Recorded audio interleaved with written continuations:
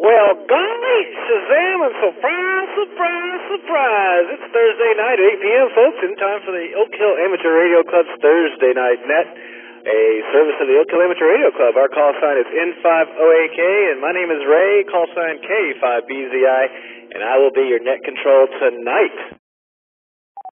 Thursday controlled net, meaning stations should refrain from transmitting until regular designated check-in or comment times.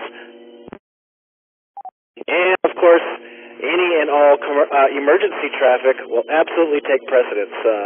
So keep your ears open for anybody breaking in for help there, guys, as we go along tonight's net.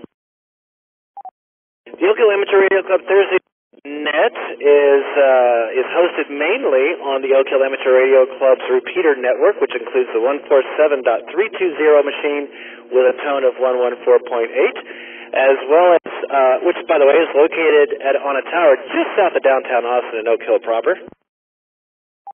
We are permanently linked to our 147.250 machine, which has the same tone and is located out near Johnson City.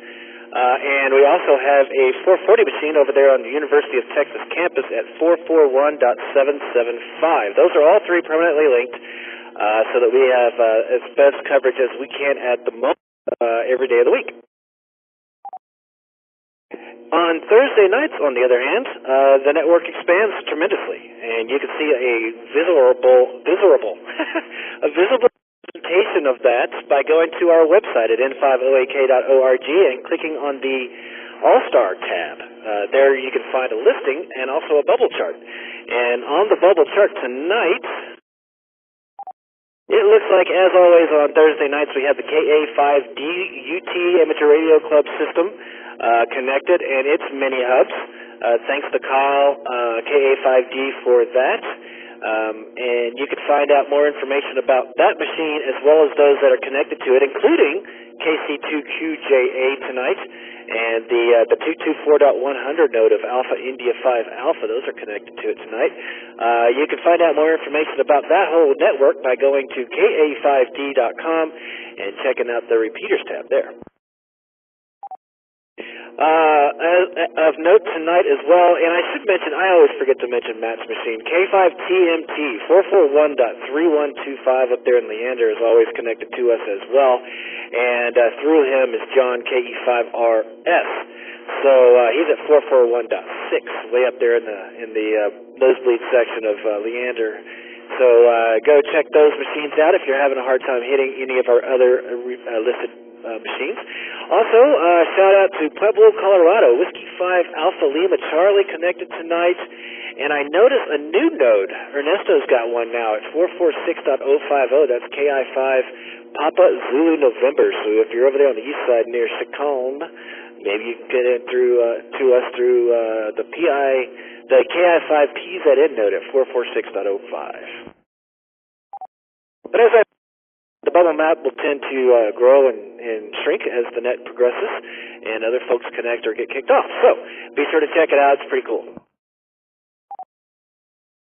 This is the time of the hour when folks start joining. So if you just joined us, you're listening to the Oak Hill Amateur Radio Club Net. Our call sign is N5OAK, and my name is Ray, K5BZI. I'll be your net control for the evening. Tonight I'll be joined, by the way, by Randy, KC3NAG, who will be doing tonight's news. And our general exam questions will be handled by Steve, Kilo India 5 UKF. So shout out to those guys for being my backups tonight. Let's see. So you join myself and others in our Shacks as we join tonight's net. It's video only. That's fine. You can still join and lurk with us, but you can do that by going to the Thursday Night Net video channel on Discord. And if you are not a member of our Discord server, tonight's a good time to join us. It's free, just like the club membership is. All you got to do is go to our website at n5oak.org, and down at the bottom on the left of pretty much every page is a big purple button that says Join Discord. And tonight's a good night because most of the admins are either a part of the or at least listening to it, and we can preview right away.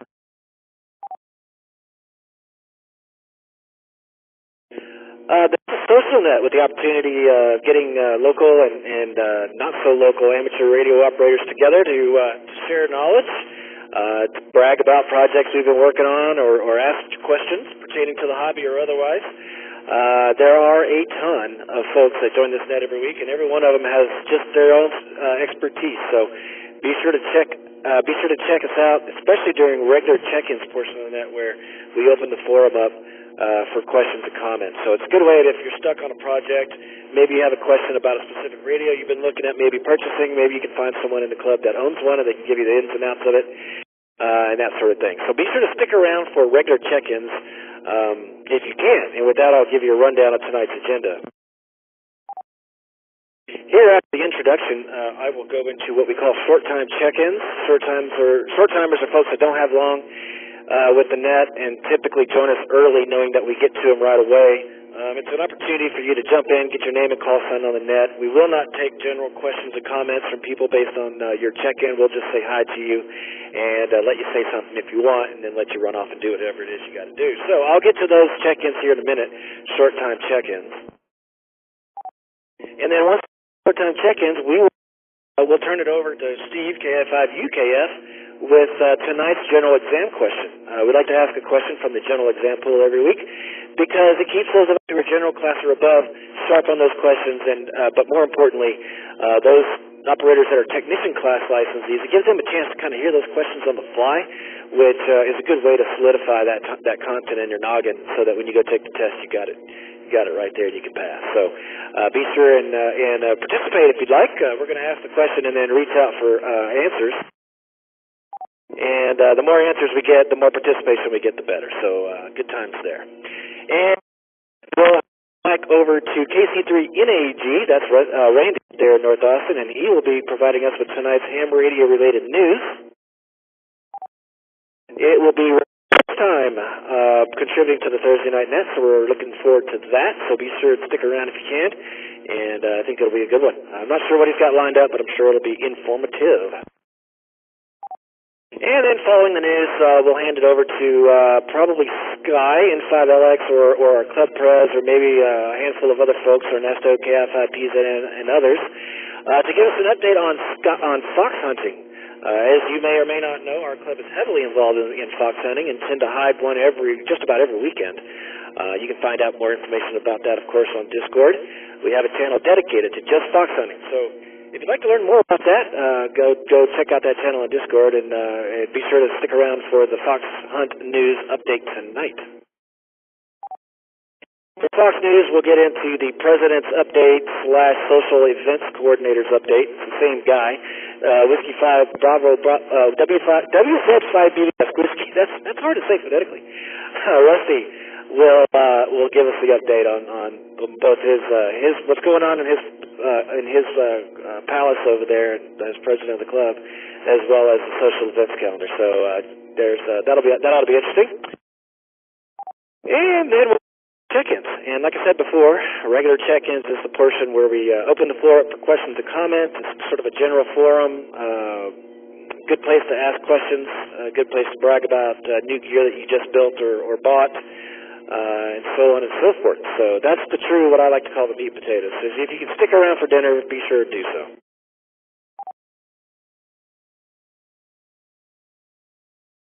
All right, that'll wraps up the agenda, and I think I covered all the bases. You do not have to be a club member to join our nets. We encourage any and all licensed amateur radio operator to do so, especially if you're new to the hobby or new to the area, or new to the net. I mean, we love to hear from everybody, so please don't be shy.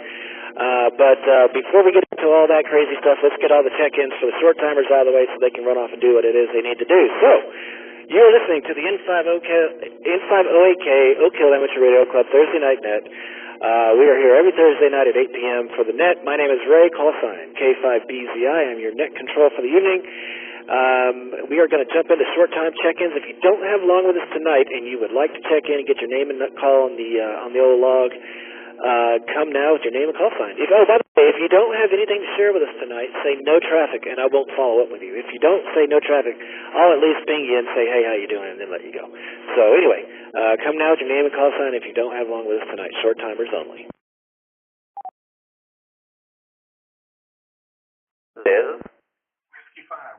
Tango Hotel, Pat, Echolink.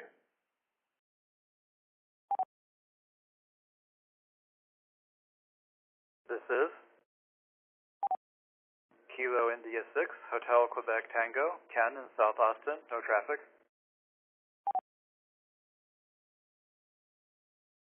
This is Kilo 5, Bravo, Mike, Romeo, Brandon in South Austin, short time, no traffic. This is Whiskey 5, Sierra Delta, Rick, no traffic.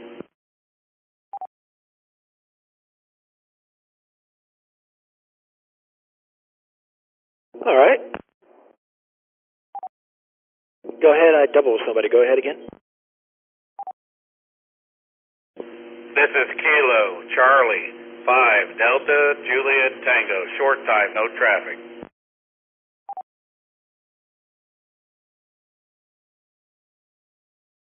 This is Alpha India 5, November Delta, Oak Hill area, no traffic.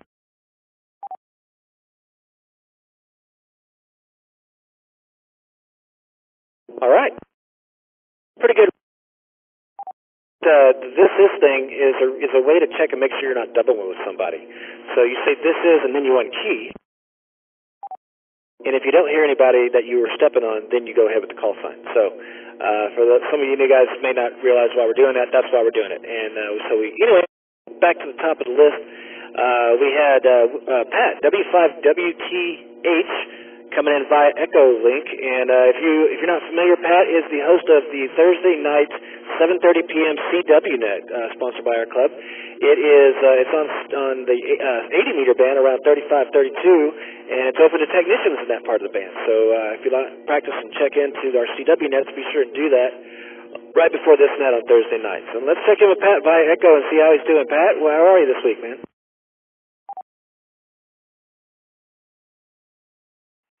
Hey, Ray, thanks for running the net, and thanks for mentioning the CWNet.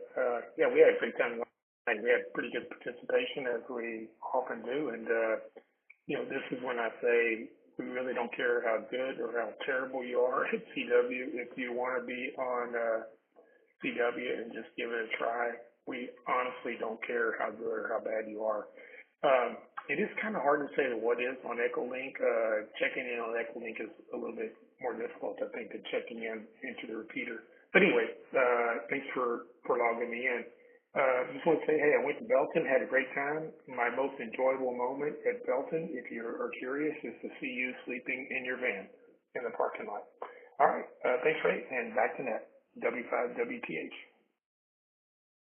Okay, yeah, here we go. I mean, my first check-in calls me out on Belton. Yes, I had a good time Friday night at Belton, and yes, I would not have bought anything had Mike not woke me up at 10 o'clock the next day. I probably would have slept through the whole day. They would have had to wake me up to take him home. But I sure as heck had a good time, and I'm glad. I'm really excited about the purchases I make, and we might. That might be the question for tonight. If you went to Belton and what you bought while you were there. So I appreciate you bringing that up.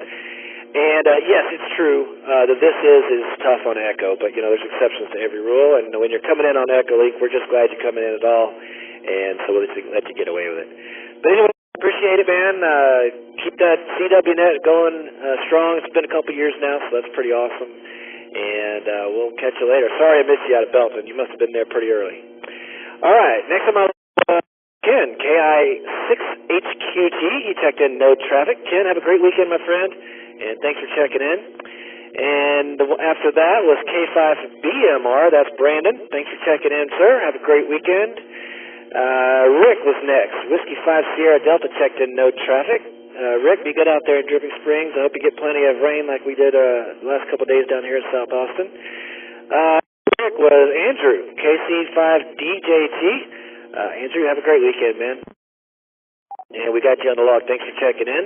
And finally, Steven, AI5 November Delta, he said no traffic as well. Steven, have a great weekend, man, and thanks for checking in tonight. Let me throw it out there one time, see if any of you want to check in short time. Again, short time are folks who just want to get in and out and move on with their evening, don't have time to stick around. Short timers only. If you'd like to get your call on the list, come with your name and call sign now, please. This is Whiskey 6, Fox Uniform, Will. is Kilo Echo Zero, Yankee Romeo X-Ray, no traffic. This is W5LUL, Holly and Buda.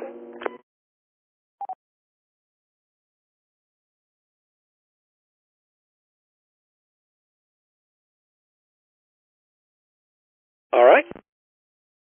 Another good check-in. 6 Frank Uniform. Hey, Will, man, good to see you. You're over here on video as well. Howdy, howdy. Glad you checked in, man. I got your note. No traffic, so I want to check in and see how you doing. What's up, buddy? Howdy there, Ray. Good to hear from you, and howdy N5OAK. Good to talk to y'all. Yes, not a whole lot going on. Just still playing with my hex beam at about 20 to 25 feet. Trying to figure out how I want to get that up closer to 30, 35 feet. Digging out here is terrible. So I've been trying to avoid the tower stuff, but don't really have anything figured out. But it is sure nice to call CQs far, far, far away and they actually answer. That's new for me. But don't really have a whole lot going on other than that. I found my dipole today, part of it hanging out of a tree, so I'm going to try to see if I can fish the rest of that out of the trees and hopefully get that up here in the next week or two, maybe join the CW net again, like the good old days. I think that's all I've got. I'll give it back to you, Ray. Thanks for taking the time and running the net. Have a good day, sir. All right, man. Sounds good. Yeah, it's really good to hear from you. And, glad you can check in. I hope you get to stick around for regular check-ins because we might love to follow up with you a little bit later on. But, yeah, good stuff, man. I hear that those hex beams are pretty awesome. I don't know if I could get away with it in my neighborhood. I'm lucky to have my tower up as it is. I think they forgot a clause in the HOA covenants when they wrote them, and I got lucky. So I try not to push the envelope over here. Well, it's good to hear from you, buddy, and we hope to see you at the next meeting, which is coming up here shortly, or maybe even field day. But anyway, thanks for checking in. Whiskey 6 Fox Uniform, have a great weekend, Will. Next on my list from St. Paul, Ramsey County, which I'm not sure if that's Minnesota. Kilo Echo Zero Yankee Romeo X-Ray checked in, no traffic, but maybe I can come into the jump in here and tell us where his QTH is. Are you there, Brad? Yeah, this is Brad, KE0YRX. Yeah, I'm in St. Paul, Minnesota. On the west side. I'm actually quite a bit closer to downtown Minneapolis. But I'm technically in St. Paul, but yeah, send it back to you, KE0YRX. Roger that, man. Well, thanks for coming back to me. I know you said no traffic, and I'll let you go, but I got to ask you one more question since we live down here in Austin where up until recently the average temperature was 110. Have you gotten your first cold front up there yet? And if so, what's the temperature look like your side? We've been, we're pretty hot here too as well.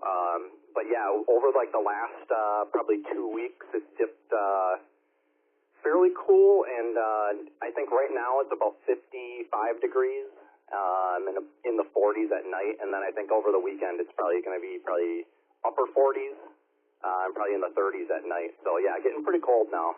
Not really looking forward to winter, but that's how it is. KE0YRX. Yeah, Roger. Well, appreciate you sharing, man. I had a cousin that lived in Minneapolis for a short time, and I went and visited her. And being born and raised in South Texas myself, I didn't really understand what cold was until I went and visited my cousin in February up in Minneapolis. That was interesting, to say the least. Well, stay warm up there, buddy, and you're free to check in anytime. We love having folks, especially from out of state, come and join us. So I appreciate you checking in. Good hearing from you, and we hope to hear from you again later. All right, next on my list is Holly out in Buda, W5LUL. Holly, how you been, and how's your other half doing? Hey, Ray. How are you doing? Hello to the net. I was going to listen last week and discovered that Dave had taken our antenna down, so he's out doing something to do with Growler Express or beer or something. But I just wanted to say hi and wish everyone a happy Thursday on the net. W5LUL. Right on. Well, you know, if he's out doing beer stuff, then we'll let him off the hook this time. That's a good enough excuse for me, at least. But maybe we'll get lucky and see you guys at the next meeting, which is coming up. I think Rusty will probably advertise it. But it's coming a couple of weeks, I think. Maybe next week? I don't remember. I'll have to look at my own calendar and see. But anyway, you can find that out, by the way, guys, by checking out our calendar on the website at n5oak.org. Where I would have to go because I don't remember when it is either. But anyway, thanks for checking in, Holly. Really appreciate it. It's always good to hear your voice, and look forward to catching you and Dave again sometime soon in person. All right, guys. If you make it quick, I'll do one more quick call for short timers. Any more short timers, come now with your name and call sign.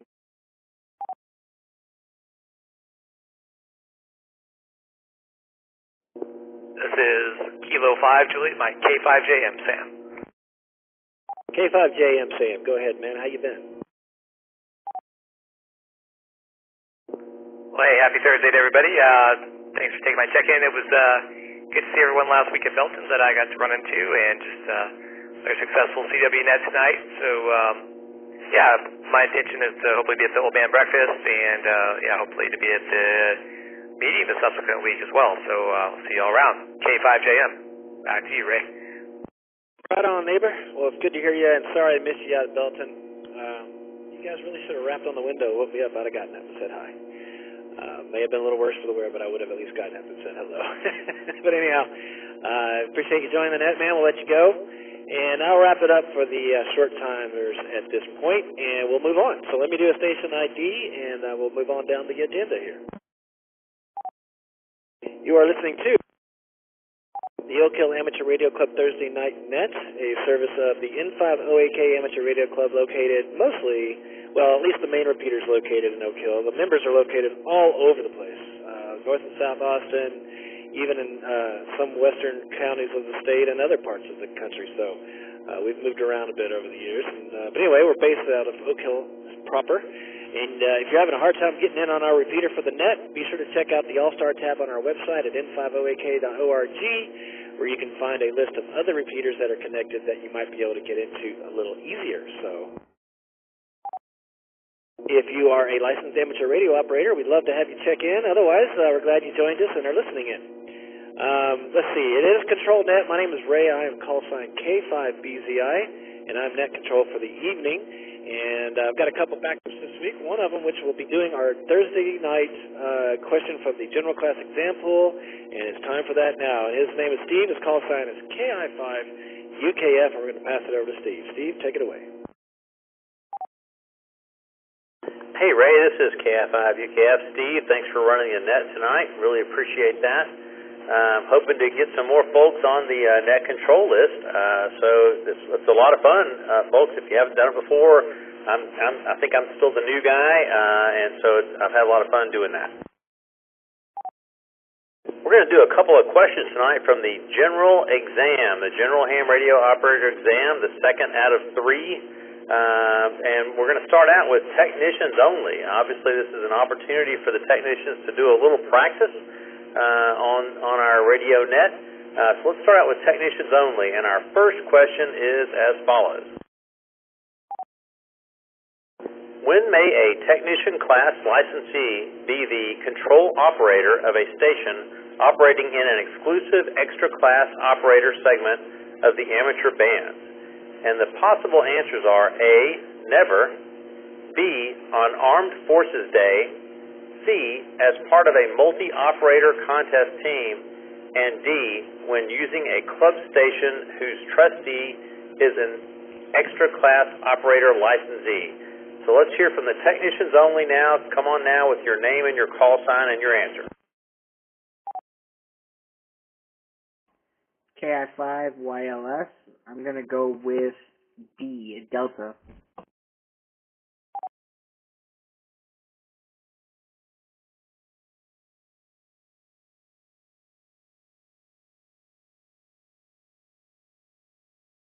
Any other technicians want to take a shot at this one?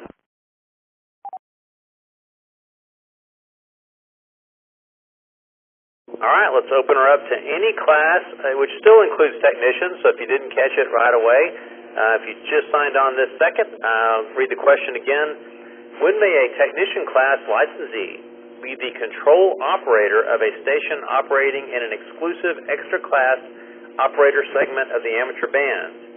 The potential answers are A, never, B, on Armed Forces Day, C, as part of a multi-operator contest team, and D, when using a club station whose trustee is an extra class operator licensee. Come on now, any class with your name and your call sign. VBS, put me down for Bravo. That was a perfect double, so whoever was Rusty, you won it. So whoever doubled Rusty, go ahead. How's Will? Whiskey 6 Fox uniform. I'll go Delta.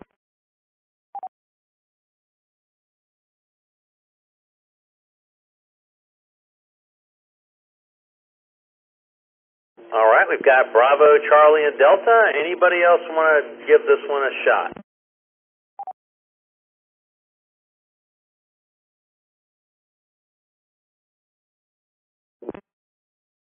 BZI, I got Delta as well.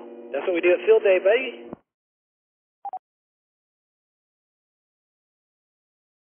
All right, and the answer coming from the pinned link in the Discord channel is A, Alpha, never. And I think the key word here is when can the licensee be the control operator of a station? There are situations, if I remember my exams correctly, where a control operator can allow a person of another class to operate, but that does not mean they become the control operator of a station. So the key word you were looking for there, I think, is control operator. Good try, everyone. Looks like no one caught that one, which to me, anyway, is a club record. But anyway, I didn't mean to stump anybody. I thought that would be one that I always try and pick the easy ones because I'm kind of a softie at art. All right, so let's move on now to question number 2. What is the only time an amateur station is authorized to transmit music? A, Alpha, when incidental to an authorized retransmission of manned spacecraft communications. B, Bravo, when the music produces no spurious emissions. I hope I pronounced that correctly. Charlie, when the purpose is to interfere with an illegal transmission. And Delta, when the music is transmitted above 1,280 megahertz. All right, technicians only. Come on now with your name and call sign and your answer. KI5YLS. I like Ray's option E only during field day, but I think I'm going to take Alpha.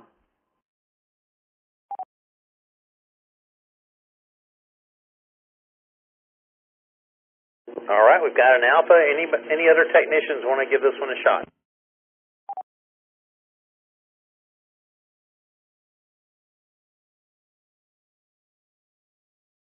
Okay, all classes, any classes, want to give this one a shot. We'll run through it real quickly one more time. What is the only time an amateur radio station is authorized to transmit music? A, when incidental to an authorized retransmission of manned spacecraft communications. B, when the music produces no spurious emissions. C, when the purpose is to interfere with an illegal transmission. Or D, when the music is transmitted above 1280 MHz.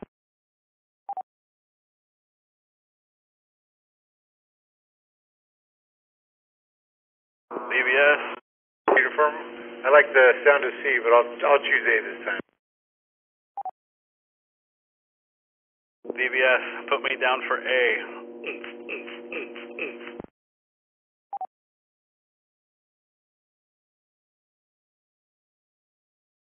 BZI, I'm going to go with A also. Yeah, by the way, that was a good one on the first question, Steve. You got me on that net control or station control part of it. That's a good catch there, man. I like it.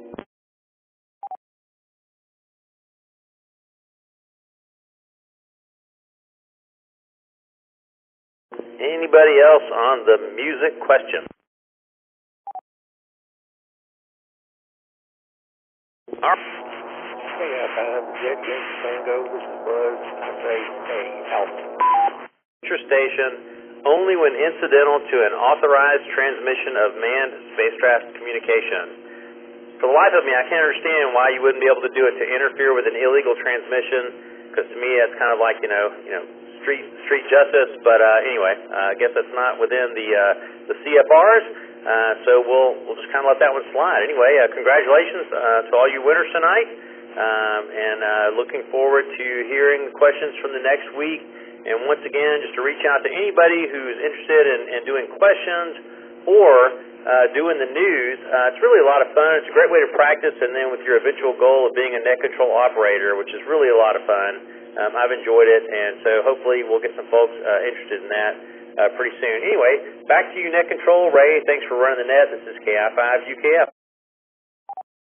Man, two good questions, and for the record, I want to shout out to Buzz. I heard you in there. You got the right answer, Alpha. So Buzz checked in right as you were giving us the answer there, Steve. So mark him on your log there. And if I remember correctly from taking that exam, that I always thought it was never, and that one was easy to remember because it was, I think, the only answer that mentioned anything having to do with space station transmission. So there you go, guys. Knock that one away in your brain bank there, and remember that. Alrighty, that was Steve, KI5 UKF, with tonight's news or tonight's general exam questions. I really appreciate that. Let me remind you guys, you're listening to the Oak Hill Amateur Radio Club's Thursday Night Net. Our call sign is N5OAK. We're here every Thursday at 8 p.m. and it's Controlled Net, and I am your net controller for the evening. My name is Ray, and my call sign is K5BZI. During tonight's question, we got a whole pile of people showed up on video tonight. If you'd like to come join the group in the video channel, Thursday Night Video channel, Thursday Night Net is the name of the channel. Come join us on Discord in the video section. It's a good time. You don't even have to have a working camera. You can come and lurk if you like.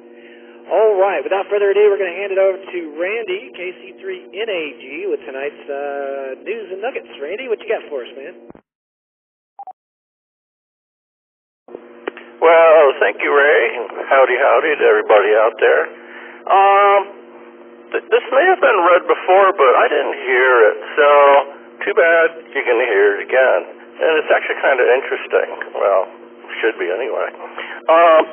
USA Radio Orienteering Team brings home silver and bronze medals. 21st International Amateur Radio Union World Amateur Radio Direction Finding Championship was held in Liberec, Czech Republic, August 27th through September 2nd, which was just recently. U.S. competitors won a silver medal for individual competition, as well as 2 bronze team medals. ARDF, also known as radio orienteering, or fox hunting as we know it, is a multi-skill sport that involves running and navigation using only a map and compass. Competitors use 2-meter and 80-meter radio receivers. I think someone said they did 80 meters once fox hunting. But to locate multiple transmitters hidden in a forest. The sport directly applies to important activities such as search and rescue, wildlife tracking. Hey, can we do that? That might be fun. Airborne and seaborne navigation and communications. The competition at the championship in Liberec involved mountainous terrains, intricate navigation challenges, periods of rain, and elite racing, which I guess is like, they're kind of like running around doing this, which is kind of cool. The USA fielded its largest team ever. See, I didn't know this was actually a sport. It includes, they had 21 athletes, 7 competing in the World Championship for the first time. Czech Radio Club hosted it in the mountainous regions of North Bohemia with 28 countries and nearly 400 racers. I'm going to skip over a little bit of this. Somebody won some bronzes and silvers. All of our newcomers performed beyond our expectations. The courses were extremely hard. We got along, supported one another. Most importantly, everyone expressed determination to come back and do better. Let me go down here just a tad more. Come on, scroll. Scroll, please. Scroll. ARDF Committee Chair Charles, who also raised accurate the same stuff. They did well. But here's the interesting part at the end. The USA Radio Orientating Championship will be held in Michigan, October 7th to 13th in 2024. Team USA will select its team members for the 2025 championship, and they're going to go to Lithuania to compete in the World Championship. So, I didn't know that, radio fox hunting thing was, such a big deal, so I thought that was pretty interesting. So, anyway, that's the story here. KC3MEG, back to net control. Alrighty, sir. That's a good one. Yeah, we do a lot of fox hunting in the group, as you know, and several folks do. And that contest is pretty cool. There's actually an interesting book out there called Contact Sport, written by the amateur radio operator and radio direction finding sportster kind of guy. If you guys have never heard of it, go check it out. Contact Sport's the name of it, and it's a pretty good read. Very in depth about one of those teams. All right, let's open it up, see if anybody has any other news stories that they might like to share or interesting nuggets in the ham radio field tonight. If you do, if you've got something that you'd like to share with us, come with your name and call, please. N5LX. Go ahead, Sky. Yeah, I'm not going to read it, but I just wanted to let everybody know there's a lot of interesting stories that get posted on the N5OAK Facebook. I don't know, what do you call it? But there's one I posted just recently. It's called "The Sun's Magnetic Poles Are Disappearing," which is kind of interesting. Had some things in there that I didn't know about. But anyway, just check out the N5OAK on Facebook. There's some pretty cool news stuff on there sometimes. Good stuff, man. Appreciate the Facebook plug. Anybody else?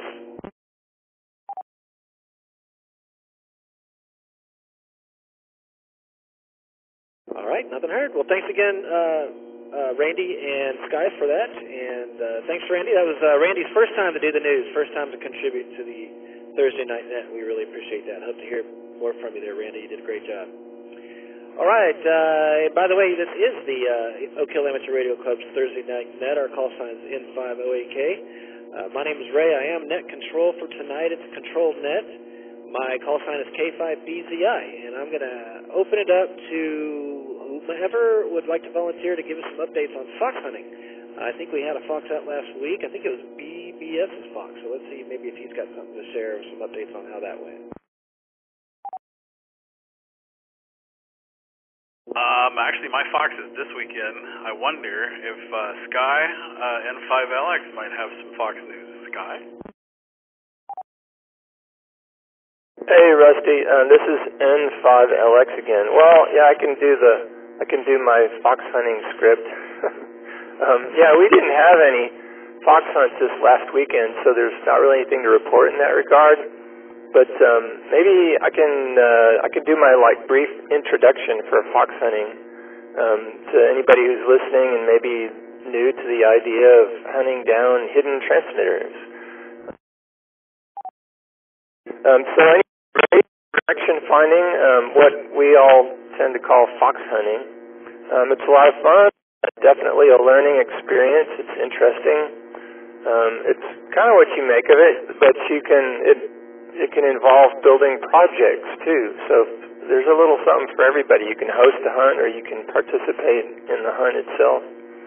I'd say a typical hunt involves there's someone who will hide the transmitter, and then they'll post basic information about the hunt on the Discord channel or the club website, and maybe even on the Facebook page. Information about the hunt usually the frequency and the start and finish times, and a map of the area within which the fox is hidden. And maybe, or sometimes people won't post a map, they'll just give a few hints to kind of give you a general search area to go after. The hunt generally ends where people will kind of drive around and listen with the squelch open. Sometimes there's a search pattern. You kind of figure that out with experience. Sometimes the roads that are available will kind of steer you in a certain direction or give you limitations. But you'll drive around until you hear a signal.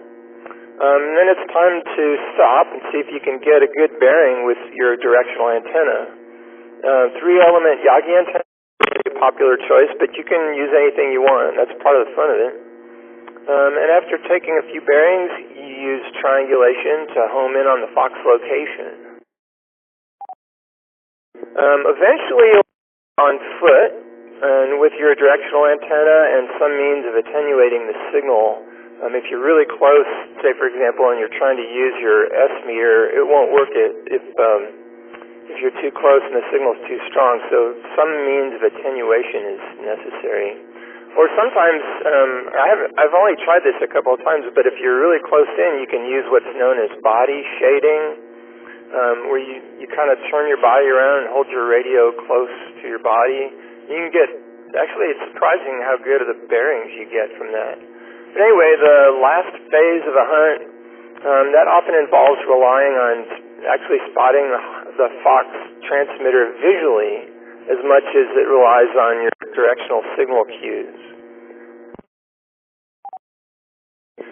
So that's generally what it's all about.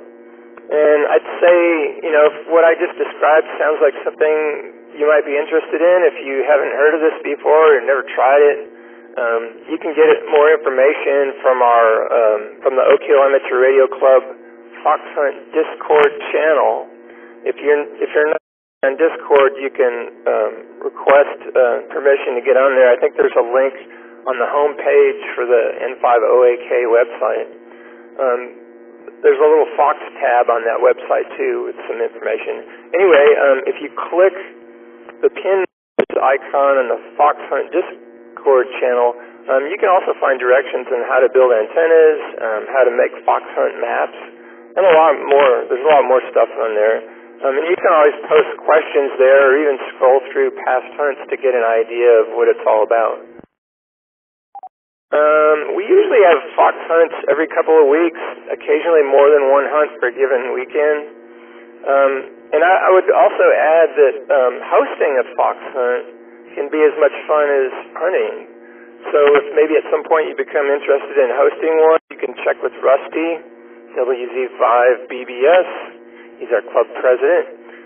You can check with him on the availability of the club's transmitter.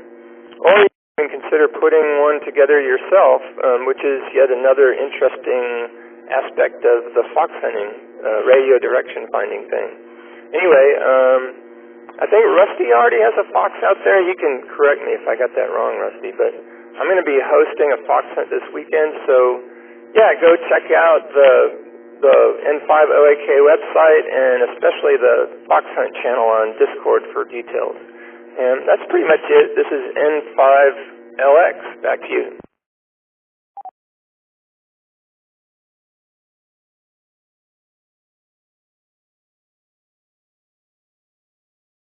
All right.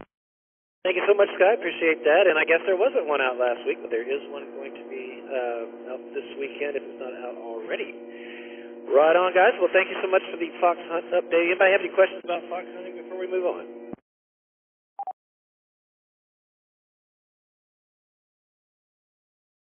Okay, nothing being heard. I will hand the mic over to our faithful president, Rusty, WZ5BBS, for the president update and social gathering agenda. Go ahead, sir. What you got for us? Howdy, Ray, everybody on the net. Yeah, thanks, Sky, N5LX, for your fox hunt update. Yes, I do have a fox going out, so we'll have a fox in North Austin and a fox in South Austin. That's typically where Sky puts them. It might be a little different, but yeah, we'll have two out this weekend.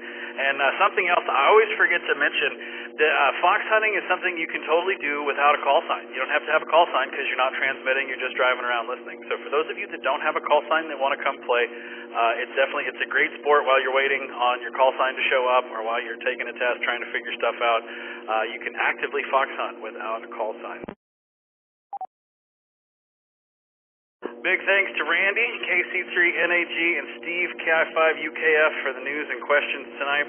We currently sit at 573 members. We've got one new member from last week, and that's Brandon, KI5ZIS.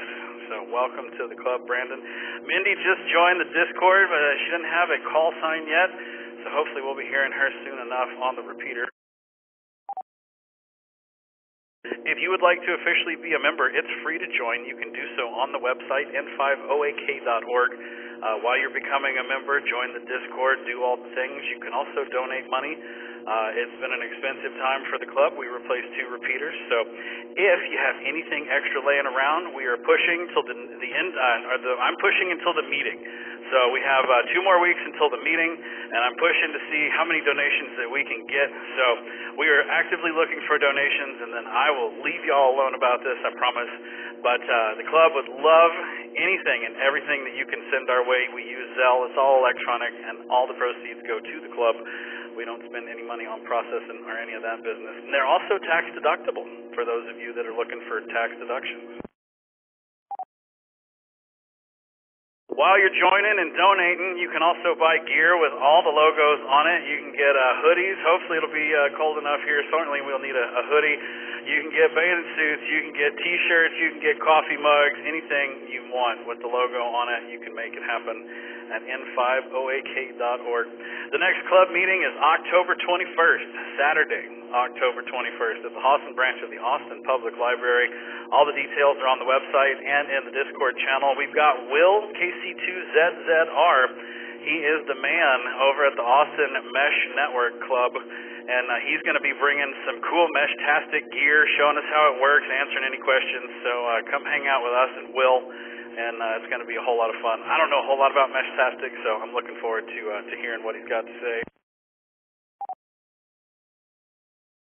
And Mindy, if you're listening, our next testing session will be after the quarterly club meeting, Saturday, October 21st, at the same spot, the Hawson branch at the public library. And you can sign up online at n5oak.org. Just click on the Get Licensed tab to reserve your spot. You can sign up, pay for the whole bit, everything online. So if it's time to get licensed or if it's time to upgrade, whatever it is, you can do so Saturday, October 21st. As far as the social agenda goes, our park potluck is coming up November 4th. All the details are in the potluck channel on Discord. It's potluck, so everybody brings a little something. The club will be providing fried chicken and drinks and all the stuff. So bring something that goes along with the fried chicken November 4th. We've got fox hunts, we've got food, we've got parks on the air, and even cooler, the Travis County Aries is bringing their trailer of awesome to the park, and they're going to provide our Parks on the Air station with their trailer.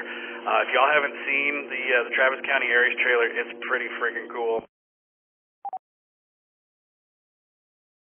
So a big thanks to Rex and Glenn and the Austin Club and everybody that helped make that happen, the Red Cross for letting us do that. So a lot of people involved in getting that out there, but we'll have the Travis County Aries trailer at the potluck. Super fun, looking fun for that. We do have 2 fox hunts coming up this weekend. Mine will be in North Austin, kind of Williamson, Lower Travis County, and Sky N5LX will be in South Austin. If you're interested in learning about fox hunting, if you want to ride along with somebody and figure out what all this is about, we crash the Austin Club breakfast on 8 a.m. on Saturday morning, every Saturday morning. They've been eating breakfast here since I think the first one started like around the Civil War time. So come hang out with us. It's at the Waterloo Ice House, 183 in Burnet. And we meet up for Old Man Breakfast, and it's lovingly referred to as Old Man Breakfast. But come hang out with us, and we can talk ham radio, we can talk fox hunt, whatever you want. Waterloo Ice House. All the details are on the calendar on the web. We have a new net coming up on the weekends. Randy and KC3NAG, you might be interested in this. We got the Night Crawlers net, and that'll be on the weekends, midnight to 2 a.m. Midnight to 2 a.m. So if you're up in the middle of the night and want to hang out and talk, we will be linking up. It comes out of Chicago. It's a fun net, So come hang out with the Nightcrawlers net on the weekend, midnight to 2 a.m. And like Steve said, if you want to be net control, it's super easy. It's a lot of fun. We have a script. We've got a lot of great people in the net control channel that will help you learn and figure out and do. The best way to start is to do the questions and the news and kind of get your feet wet and figure it out. We also have the Traveling Taco Net where you can co-host. So lots of different ways to get into the net control. But by all means, ping somebody in the Thursday Night Net channel or send me a DM. Either way, we will get you hooked up. That's all I got, Ray. Thanks for running the net. I'll send it back to you, K5BZI and WZ5BBS. Alrighty, sir. Appreciate that. And yeah, I'm looking forward to that Nightcrawler net. Sounds like a dangerous net for this group, but I'm anticipating joining. We'll see if I can manage. It ought to be fun. And I always do kind of laugh about those poor guys on the old man breakfast. Like they've been doing their thing all this time, and a bunch of Okies start crashing. I can't only imagine how much they love you guys. No, I'm sure it's a very welcoming environment, and maybe one of these days I'll stay up all Friday night and actually meet you there, because there's no way I'm getting up that early on a Saturday to drive to the other side of town. But anyways, thanks for all that, man. Let me see if anyone's got any questions or comments regarding the load that you gave us. That was quite a bit. Anyone have any questions or comments for Rusty's stuff?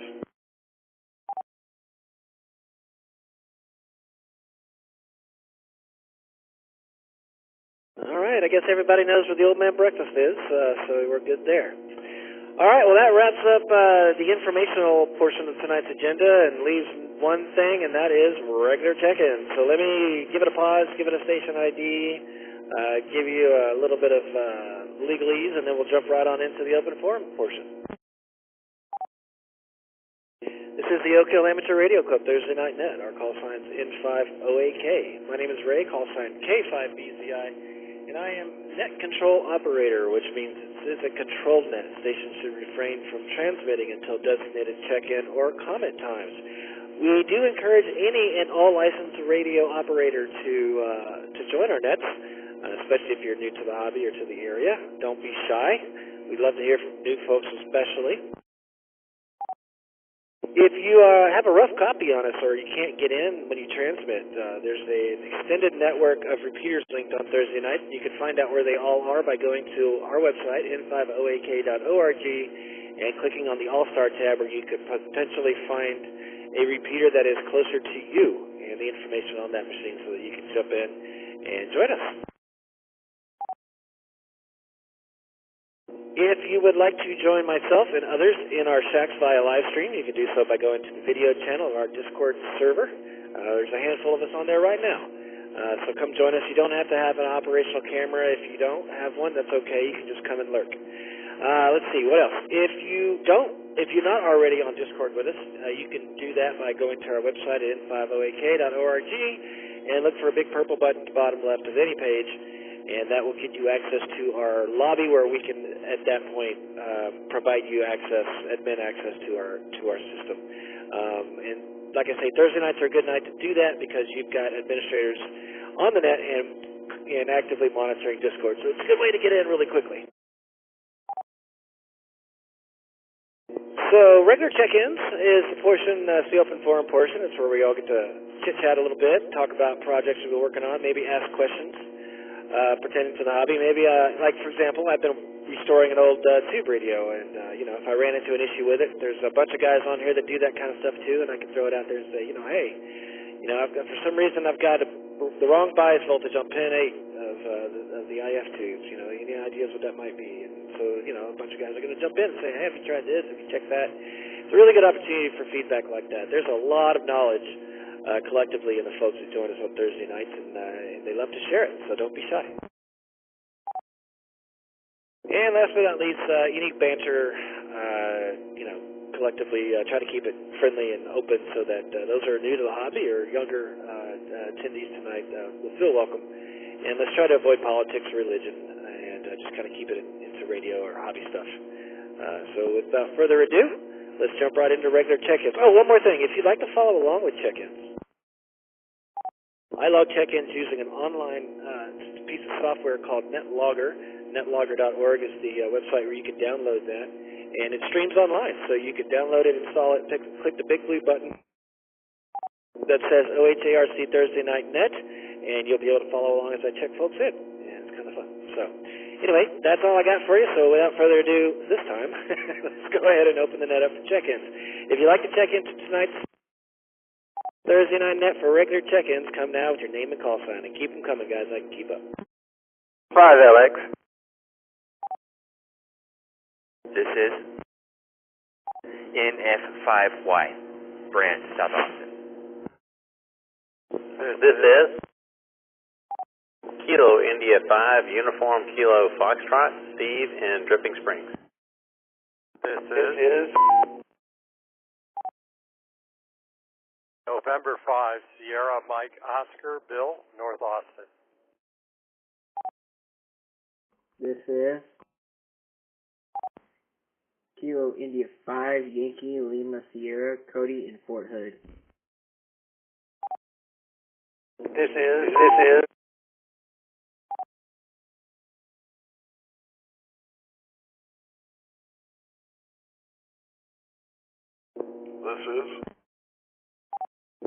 Kilo 5, Delta Alpha Victor.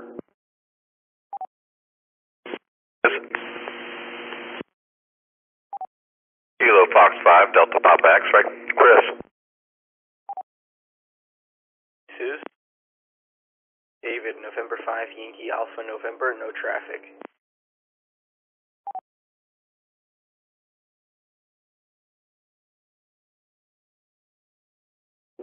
This is Kilo India 5, Z White Yankee Tango, Buzz.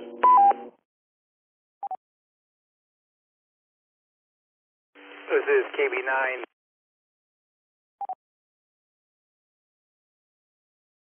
The KB9 station again, please.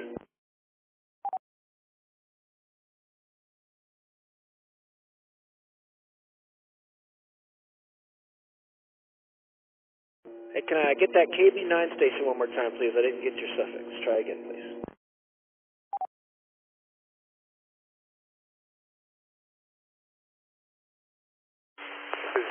Kilo Bravo 9, Quebec Mike Bravo, Pflugerville.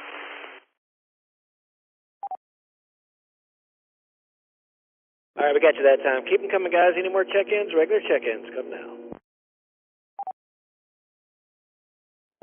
This is KB5MPJ, Jason Ambita. This is Alpha Charlie 5 Golf, Philip.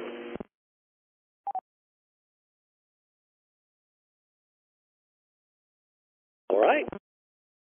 That's a pretty good run. So let me go back to the top of the list there and check in with Sky N5LX. Pretty quick on the trigger there, buddy. How you doing tonight? Sorry about that. I don't really have a lot to say tonight, so I thought I'd just get in quick and say hello to everybody. Man, it's great to hear so many check-ins. I do have one little thing I'll just share with everybody, because I thought it was kind of interesting. I was talking to Jason the other night, KB5MPJ, and I became aware of something I hadn't realized before, is that if you go over to, I would imagine other guys know about this, but if you go over to 11 meters, a lot of times you'll see tons of activity, even though there's hardly anybody on 10 meters. And so it's kind of it's kind of a good indicator sometimes as to what the band is doing, and maybe the hams are just all asleep or doing something else. I just thought that was kind of interesting. That's about all. I just wanted to share that and say hi to everybody. This is N5LX. Hey, man, I meant to start off the net by asking if you went to Belton, and if so, did you buy anything? So let me throw that at you real quick. Yeah, I didn't make it. I had intended to do that. I had all kinds of plans that weekend, but I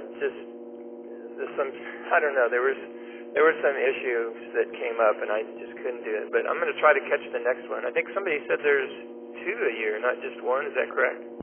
That's a fact, Jack. We have one in the spring and fall. So, yeah, there you go. It shouldn't be too much longer. I don't, maybe someone else can jump in and help me out, but I don't remember exactly when. I think it's in March or something.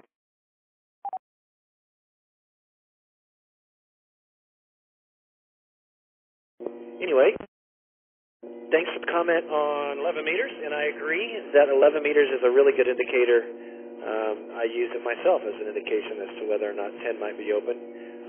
Not only that, but I actually do make QSOs on 11, especially the upper sideband, or lower sideband, I mean, on the upper channels. So I enjoy 11 meters. So let me open it up and see if there's anybody out there that has any questions or comments for you tonight, guys. We got Sky here, N5LX. If you'd like to say hi, jump in now. Cat 5 UKF. Go ahead, Steve. Hey, Sky. Good evening. Just curious, if you're looking for whether 10 meters is open on DX, the fact that somebody's on 11 meters that's kind of local, I mean, how does that help you know that 10 meters is open? I guess I'm not understanding those correlations, and I'm sure it's just because I'm new. So thanks for your input. This is N5LX. I'm the wrong guy to answer that question, but my experience so far is that when 10 meters is open, it's open pretty much everywhere, and it's not very predictable. I mean, as to what distances may be optimal. It depends on the time of day and the region that you want to try to talk to. But I mean, I just do a lot of listening, and so you can, just by listening, you can kind of hear where the band's open. And at least from my experience, it seems like there definitely is a correlation. When 10 or 11 meters is open, you can get some kind of DX going. Not always, but it also depends very much on the time of day. So if the band being open coincides with the right time of day, for DX stations, then you're good. But again, I'm not really all that knowledgeable or experienced in that regard. So somebody else can probably answer that question better than me. This is N5LX. All right. Anybody else got anything for him? Any other answers? Maybe an answer for Steve's question? KB5MPJ. Go ahead, Jason. Take it away. So the reason why there's a correlation is because they're really close in frequency. So 11 meters, the CB band is 27 megahertz, and 10 meters is 28 to 29.7 megahertz. So because they're really close, they have pretty similar propagation characteristics, and so I'll let it drop here.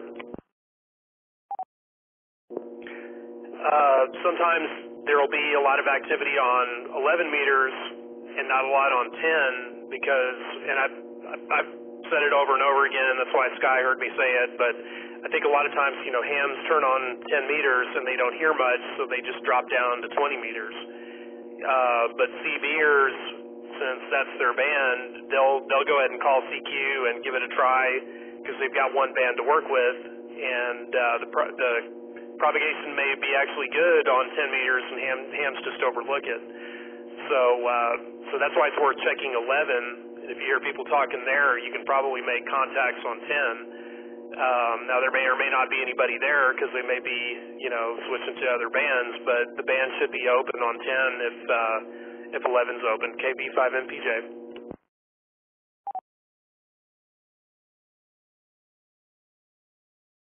N5SMO, comment? Go ahead, Bill. Yeah, there's a 10-meter beacon band, CW beacon band. I believe most of it's 2810 to 28200, and if 10 meters is open, you'll hear CW beacons in that area. Those beacons are all listed in QRZ or on the web for the most part. Somewhere there's a list of all of them and their frequency. So even if you can't really decode CW, if you know the frequency you're on, you could probably look up the frequency and see what part of the world that beacon is coming from. So that's a good indicator. But like those other guys, like they were saying, 11 meters, you usually don't hear much 11 meters unless it's a couple blocks from you. So if you're hearing stuff on 11 meters, it's probably quote-unquote skip, coming in from the East Coast or something like that, which is a good indicator that 10 meters is also going to be propagating well enough to support sideband voice communications. And that's all I wanted to mention. Back to net, N5SMO.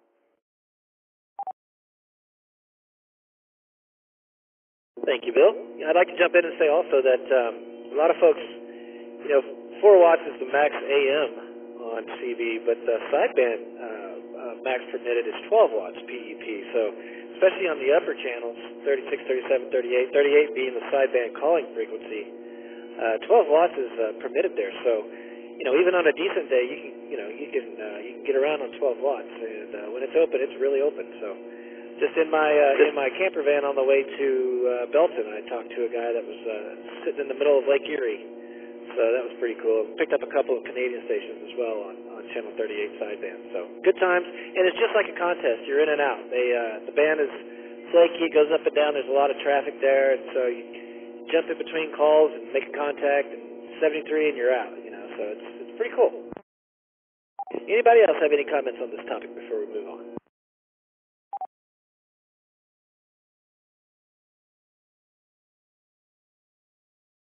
All right then, Sky, thanks for jumping in, man. It's good hearing you in 5LX, and thanks for the Fox News update tonight, and we'll catch you later on down the log. Have a great weekend.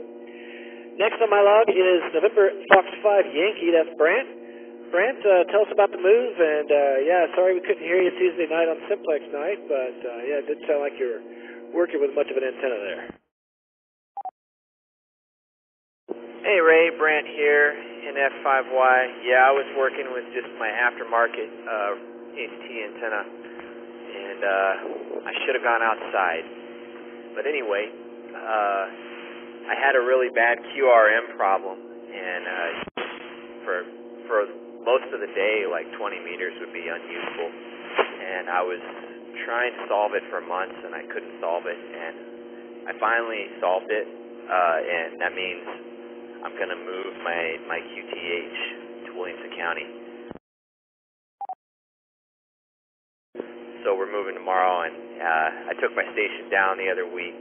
Just took a day to take down, pulled up all the buried coax, and I left the 12 or so rods and the network of ground rods under the ground, and took the antenna down. Left the tripod on the roof because I didn't want to create a roof leak. But I'm going to have roofers remove it because they're doing the roof. So hoping to have a station maybe early next year again. So hope to tune into the net once I can reach some kind of repeater that's close enough. And this is NF5Y back to net. Well, there you go, guys. If you're having QRM problems at your shack, take the NF5 route and just move. I love it.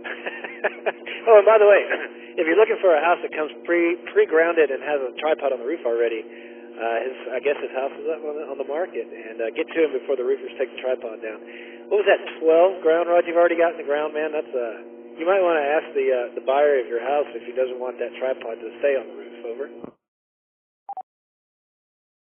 Thank you so much. Yeah, it's I have a couple screws loose, so I just went really overboard with grounding. And that's a real feature. We'll put that on the front of Redfin. Back to you. Like it, dude. I like it. Well, if you ever get bored, you're free to come over and pound a bunch of ground rods into my yard. It's actually not that difficult. I've got a lot of fill in this lot, so it's not too terrible. But I'm a few ground rods short of the recommendation, which I think is a good way to describe me. I'm a few ground rods short of the recommendation. That's a good description for me. I think I might change my QRZ page to that. All right, anybody got anything for Brant tonight while we've got him? NF5Y is here.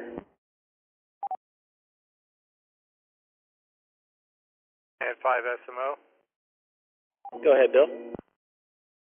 I just wanted to say congratulations and way to go on setting some goals and going after them and hopefully getting that tower up with a nice directional antenna.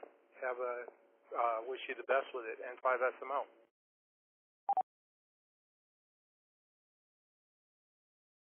Thank you so much, Bill. Back to net. Roger that. Anybody else got anything for Brant before we let him go?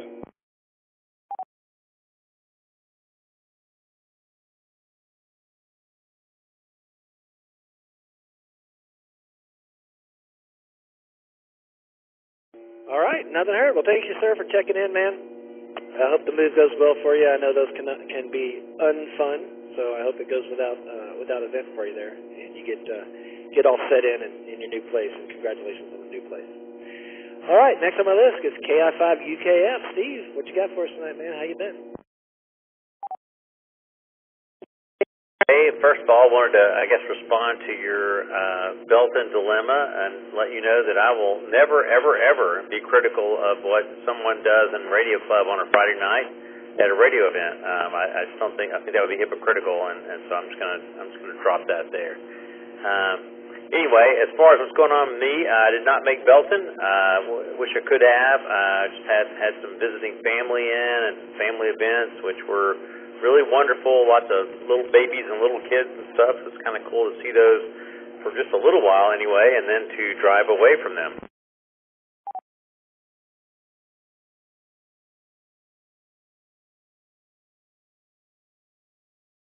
My radio news and plan, and just to remind everybody that Saturday at around 11 o'clock to noon, depending upon where you are, is the annular eclipse that's going to occur. You will not see the full annularity if you're in Austin proper. You need to be either west or south to see it.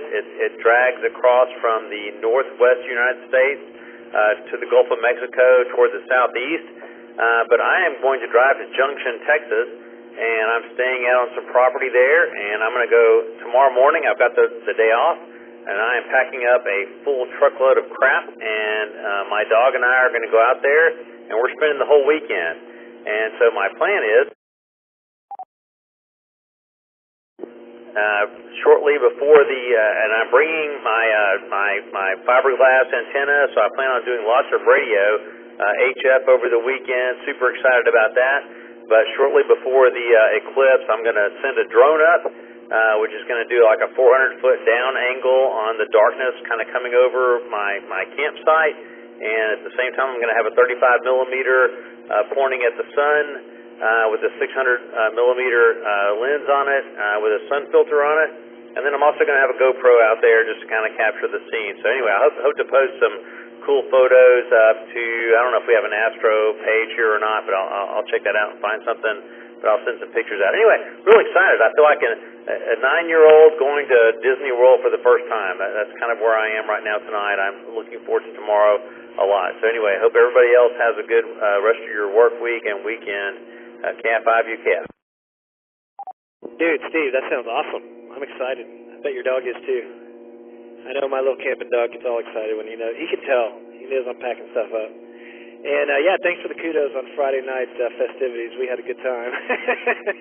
As I know you are tend to as well on especially field day. We always have a blast. So good times had by all. Yeah, it was fun. And all right, yeah, thanks for reminding me that I keep forgetting to ask folks if they made it to Belton, and I'm glad you filled me in there. Appreciate that. Let's see if anyone else has got anything for Steve tonight. KI5UKF is here, and he's heading out to see the eclipse. Anybody got anything for him?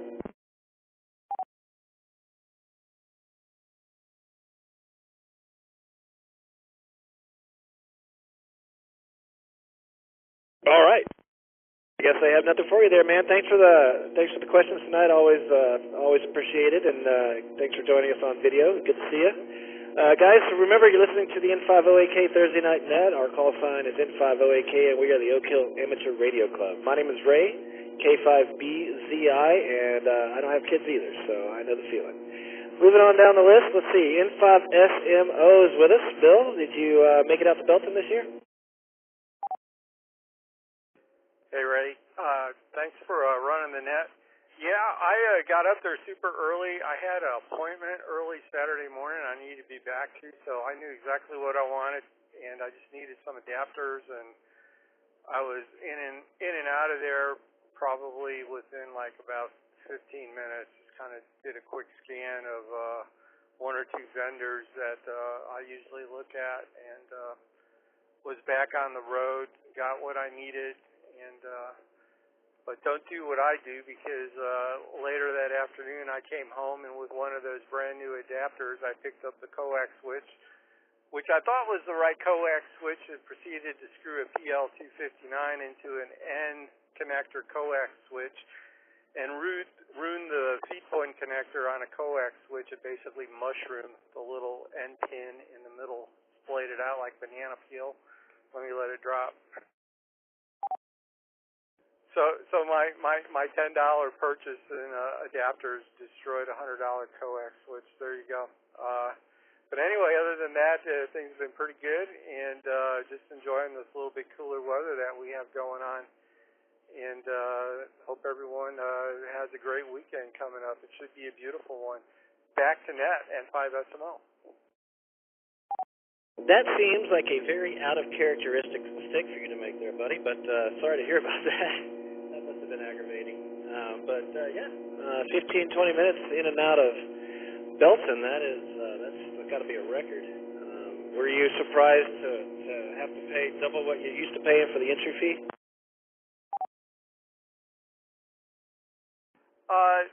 You know, not really that much, because it's kind of like that everywhere. I mean, it's like you can't even get like lunch for two people for less than like $25 anywhere anymore. $20 for fast food. So I'm not surprised. I'm not surprised in the least, to be honest with you. I was a little bit disappointed in kind of what I saw with all the empty tables in there, though, this time around. Thought it would be better than the last one, but the spring one, I think, had a better turnout of vendors. But it could be I just got there too early before everyone was set up, too. So next time I'm going later, N5SML. Yeah, you know, $5 was super cheap to begin with, right? So 10 to support the cause, what the heck? That was sort of my attitude. And yeah, I mean, the night before peeking through the windows, I was surprised at how little there was in there as well. But by the time I was rustled out of my bed at 10 o'clock, it was pretty hopping in there. And the parking lot was definitely hopping. But again, I think you're right. The spring seems to be a little bit bigger, but you know, it wasn't a terrible turnout. Well, all right. Let's see if anyone's got anything for you there, Bill. Guys, we got N5SML here with us. If you'd like to jump in and say hi, come now with your name and call.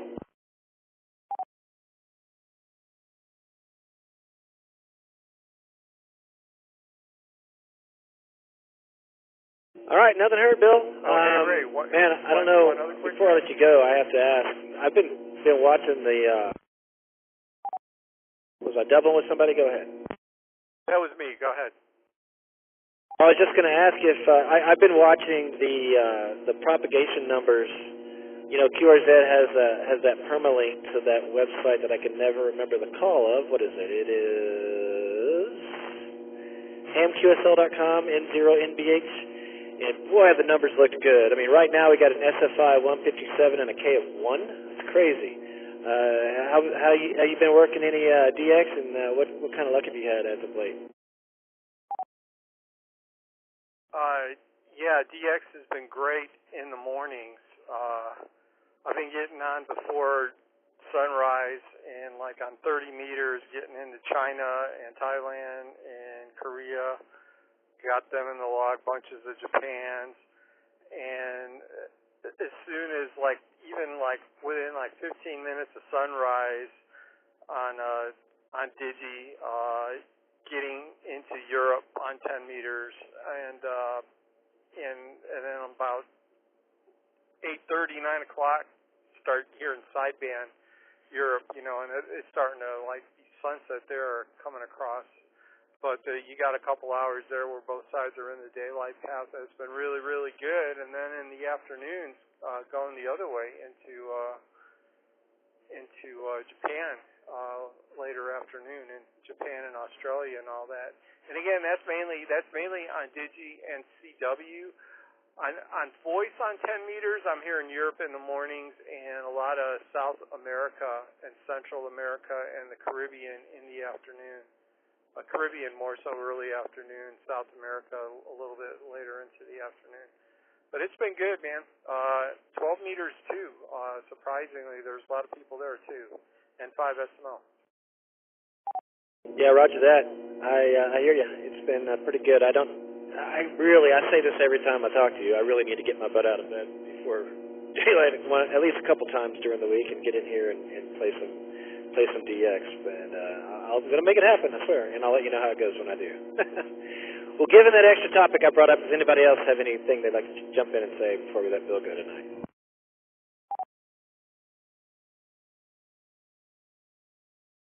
All right.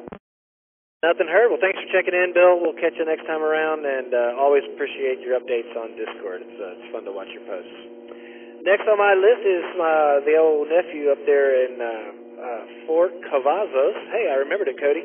KI5YLS, man, what's been new in your world this week? What's going on, y'all? This is Cody KI5YLS, as Rusty likes to call me, Yellow Liver Spots. Down here in Fort Cavazos. Not a whole lot's been going on my way. Had to do a couple more paperwork for my new job at Big Lots. So I sent that in. Now I'm just waiting for them to do my background check and say, okay, this is the first day you start work. Come in on this day. Let's see, what else has been going on? Just been kind of playing around on Discord, and I keep meaning to want to pick up streaming again, but I just haven't gotten to it yet. Something usually always comes up, and I'm just like, well, great, another day where I didn't stream like I wanted to. Let's see, let it drop, and then I'll think of anything else. Well, let's see. Not like I said, I can't think of much of anything else.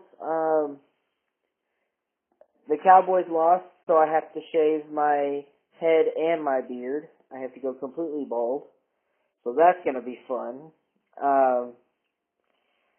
So yeah, be on the lookout for that because I'm sure I'll post it either in the Discord or you'll see me that following Thursday that it happens. I'm just waiting until I get the money to go get a haircut. Not a whole lot else has been going on. Just been kind of chilling at home and playing on the computer and having a good old day-by-day life, I guess. Go ahead and send it back to Net. Right on, man. Well, congratulations on the new style there. I think you ought to just shave a star on both sides of your head and a stripe right down the middle and leave the beard so it looks like you're wearing a helmet. That would be pretty cool. All right, let's see if anyone's got anything for you here, guys. We got KI5YLS with us. If you'd like to jump in and say hi to Cody, come now with your name and call. And November 5, Alpha November. Did I hear Bill in there in that double? Yeah, I was, but someone else was in there too.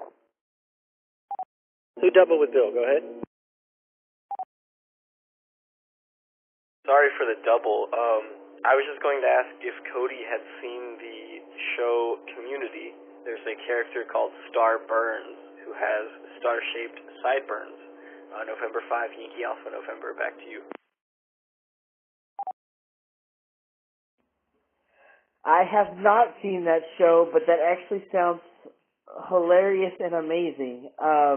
It sucks that I made a bet on this game because I've been trying to grow my hair back out so I can go for the mullet again because I absolutely love my mullet. But no, I have not seen that show and I've not heard of that person, but that's hilarious. I don't know if I would do that because I'm not much of a sideburns person, but that does sound funny. Back to Net. Epic character, epic show. I love it. Let's let Bill jump in here. What you got, Bill? Hey, I just had a quick question for Cody. I'm just wondering when you're gaming and streaming at the same time, what kind of upload speed do you need to have on your internet connection to be able to do that reliably? N5SML. Yeah, Bill. So, I definitely would say the most you can get, the better. One of the biggest things I have not done yet to my setup that I need to do, but it's kind of complicated right now, is get on Ethernet cable. If you get on Ethernet cable and have a straight line connection, it will run so much smoother and so much better than using Wi-Fi. As for graphics in your computer, I have a I think a 3060 or something like that. And my computer runs great. I love my computer. It's great for live streaming. It's great for all that stuff. The only problem I have when I drop frames, let me reset real quick.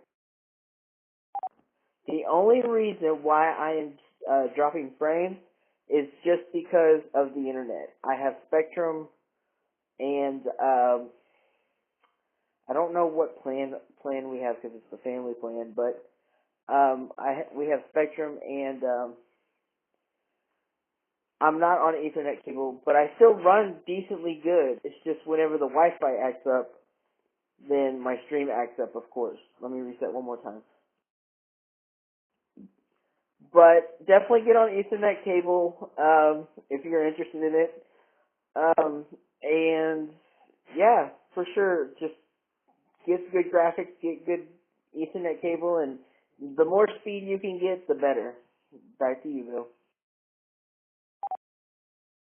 All right, yeah, thanks a lot. And man, I'm on Spectrum too, and I live across the street from an elementary school. And in the mornings and in the afternoons, when everybody's lined up picking kids up and dropping them off, the performance goes just absolutely down the tubes. And you know, it could be just because of all the different Wi-Fi signals that are in the area, just raising the noise floor so much. Because I mean, there's cars parked in front of my house all up and down the street, you know, so it wouldn't surprise me if that's what it is. But yeah, that's good to know. Thanks, I appreciate it. Back to the N508K repeater Thursday Night Net and K5DZI from N5SMO. Hey, thanks for the station ID, Bill. I don't have to do it now. All right, anybody else got anything for Cody tonight? KI5YLS is here.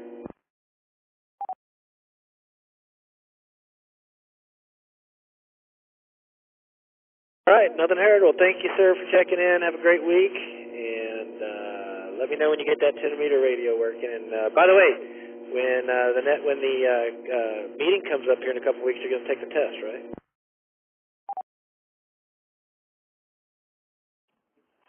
That is the plan. My transportation did get time off for me to come up to the meeting, so I am going to try to do it afterwards, after the meeting. I just gotta keep reminding myself to sign up for it because I keep forgetting to do that. That and the potluck, because I am going to the potluck too. I just need to get the ticket, but for that I've been kind of waiting to get paid as well. So back to net. Well, alrighty, sir. Well, good luck. Make sure to study up good and hard. You got a couple of weeks, so you ought to get it locked in time for the test. So we hope that you can do it. All right, moving on down the log, we got Dave, K5DAV. What's up, David? How you doing this week? How do you do? Thanks for running the net there. So I did not get down to Temple, and I had to flip a coin because I had to see my Longhorns, even though they lost. I had to see the Red River rivalry there. So I'm sorry I missed it. I have a couple things that I want to add to my collection, tuner and an amp for HF. But I see looks like April 12th and 13th of next year, and then again in October 4th and 5th. They should have another two next year, so those are the dates for the Belton Ham Expo next year. Got some much needed time off coming up. We're going to be in Mexico, Tulum area, and sounds like our Broadcom takeover of our company is not going to happen for another week, so it'll be after I come back before I find out if Broadcom keeps me, I guess you could say. But other than that, I've been isolating some antennas with some PVC. I've got my cobweb isolated, got some new ferrite cores for it. And I noticed in our neighborhood there is some kind of spurious activity. Repeats itself about 3 times, makes a nice little diagonal line on my waterfall for me, a little dotted line there. So, trying to figure out what that is, but other than that, I'll tell you that on internet access, so I do networking and security, and all that stuff comes into a head-end controller or head-end unit within neighborhoods usually. But I do have a fix for people that like to sit out in front of your house and use their wireless. It's a device that's used for usually security assessments, but there's a neat little trick where it can send disconnects to their wireless for you. But other than that, I think that's all I've got. So it was kind of a lot for me. I'll hand it back to you. I like it, man. I like it. The jamming the Wi-Fi. No, I didn't say that, FCC. But that's kind of cool. Yeah, 40 meters in my shack is basically unusable 24/7. There is something around here, and as much as I hate to admit it to myself, it sort of corresponds with them installing the wireless water meters in my neighborhood. And those are probably on way off frequency, but who knows? There may be some harmonic or something, or I don't know. But actually, I hope that's not it. So I'm probably, I don't know, sometime this winter, if I can get a chance, I'm going to start tracking it down, and I'm hoping that's not it, because that'll be hard to overcome. But anyway, they put a wireless power meter on my house probably a year ago now too, and they were pretty close in time frame, so maybe the combination of the two. I don't know. I hope that's not it. All right, well, let me open it up, see if anything's got anything for you there, Dave. K5DAV is here with us. By the way, do you prefer Dave or David? Dave or David, doesn't matter. Just don't call me late for dinner. Thanks. Roger that. Yeah, I always ask, because I'm really bad about just shortening people's names. If your name is Jay, I'm going to call you Jeff. I don't know what it. Anyway, that was bad. All right, let's open it up, Steven.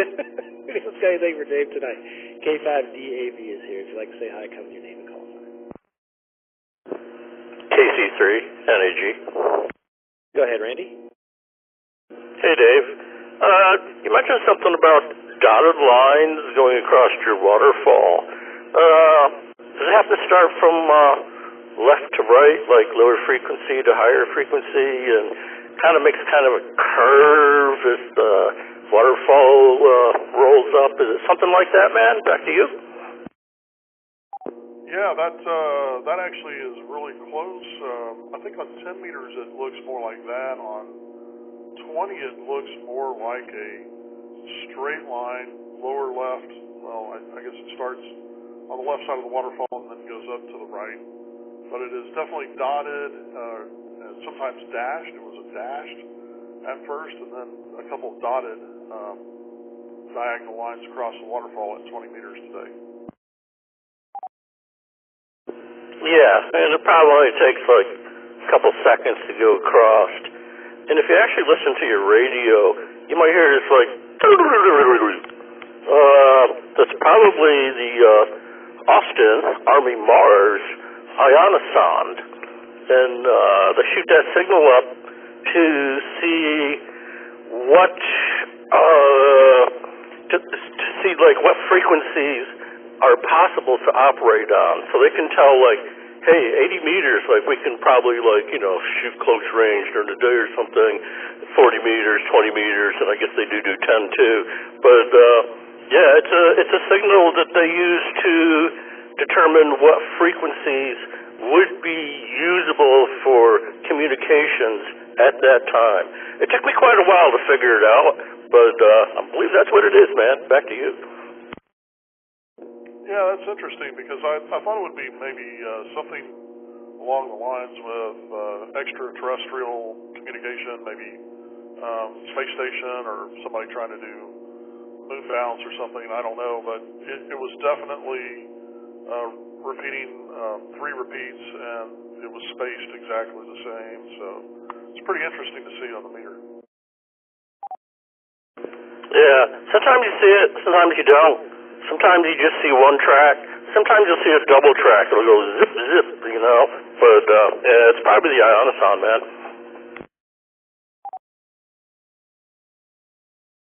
that's good to know that it's not something on the ground or something. I think I had found one issue around the house here, and that was with the septic system, and they're actually coming out to replace the controller because I think it has a bad controller in it too. So I've eliminated that, but yeah, that's pretty interesting. All right. Anybody else got anything for David tonight? K5DAB is here.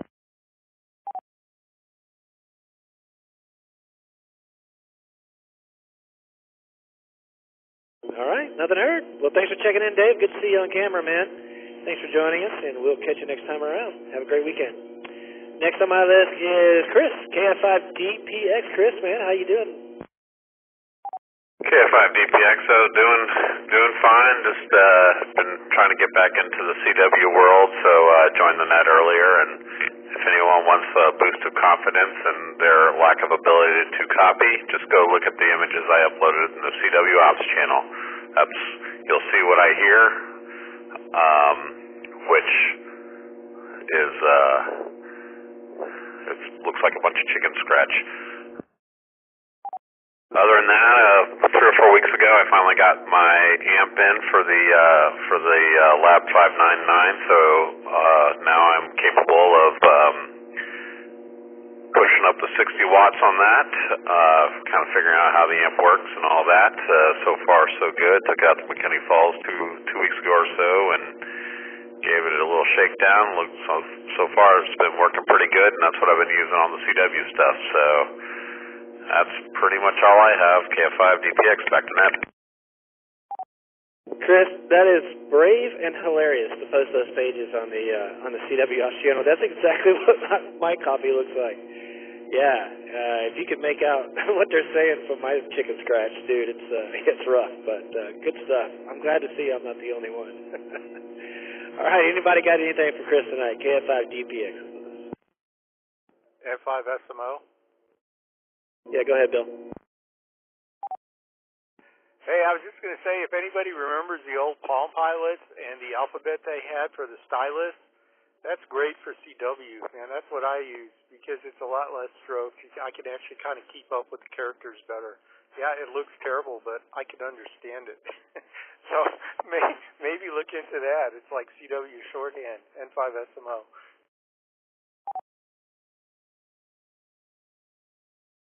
Yeah. Actually do kind of remember using that alphabet a little bit, but I don't know, that might just confuse things even more, but maybe I need to give it a shot, because one of the troubles I do have is keeping up with the letters. It seems like 15, 16 words per minute I can keep up, but anything faster, and by the time I'm finished writing an M, there's been 4 letters go by. Yeah, that's exactly what I was referencing, all the gaps. It's like trying to make out words and all these gaps I've got, because I can't remember the letters. Or someone sends a G and I write a W and vice versa, you know, it's just like, ugh.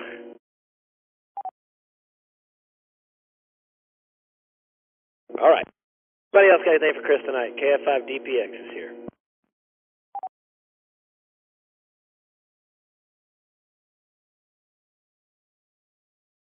All right, nothing hurt, Chris. Thanks for jumping in, dude. And be safe on your travels, and good to hear from you. Check you next time around. Next on my list is David, N5YM, but he said no traffic, even though he's lurking around on Discord. You sure you don't want to jump in and say hi, David? My throat's just feeling kind of bad. I don't want to subject the entire net to my interesting voice. Not like it's any good normally, but yeah, just wanted to say hi to everyone, and back to net, N5YAN. Roger that, man. We'll give your voice a break, and good hearing from you, dude. Take care of that old throat there, and we'll catch you next time around. Guys, you're listening to the N508K Thursday Night Net. We're the Oak Hill Amateur Radio Club. We're here every Thursday. It's a controlled net.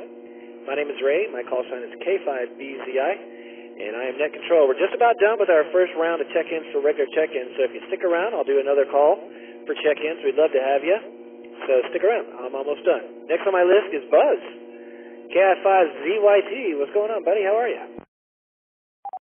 Oh, I'm doing pretty good. I just started to try to get my Yaesu in my car to work, and posted something on Discord, and Sam was giving me a couple of tips, but then I found out I somehow, in trying to learn the radio, I had set it all for it to only receive when it heard a code. So that's why I wasn't getting anything back.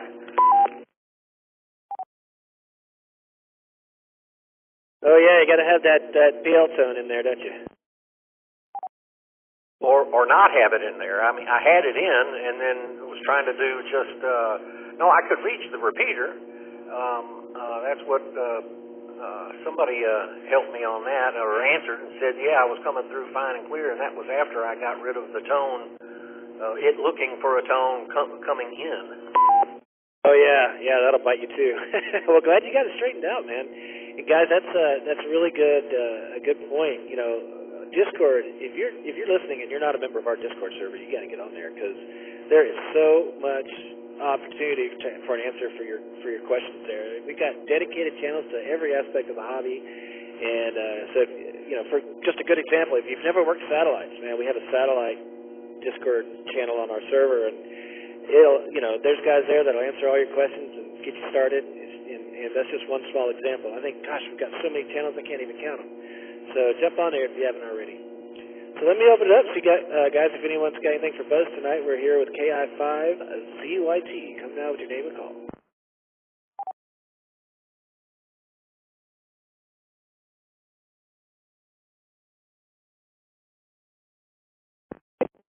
Nothing heard. Well, thanks for checking in again, Buzz. Glad you got it worked out in the car there. And we'll be listening for you on the road.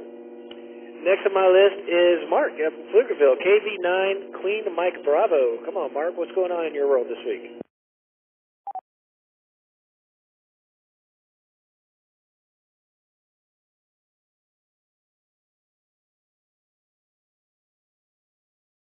Still with us there, KB9 QMB. Are you with us still?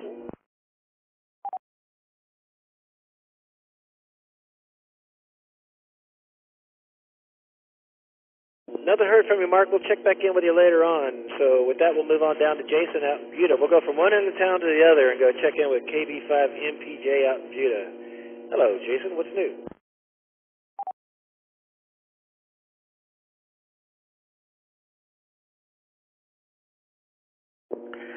This is KB5MPJ. Not too much. Haven't done a whole lot of radio here except for Southside Simplex Mobile on Tuesday. And I've been doing a little bit of electronics. I'm still working on the little speakers and amp project that I have going in my car. Got a lot of stuff taken apart, and it's been taking a lot of time to figure out how I'm going to mount everything. But I've got the seat taken out. I got the dashboard half taken apart. So should hopefully here pretty soon be done with that. Looking forward to it because it's.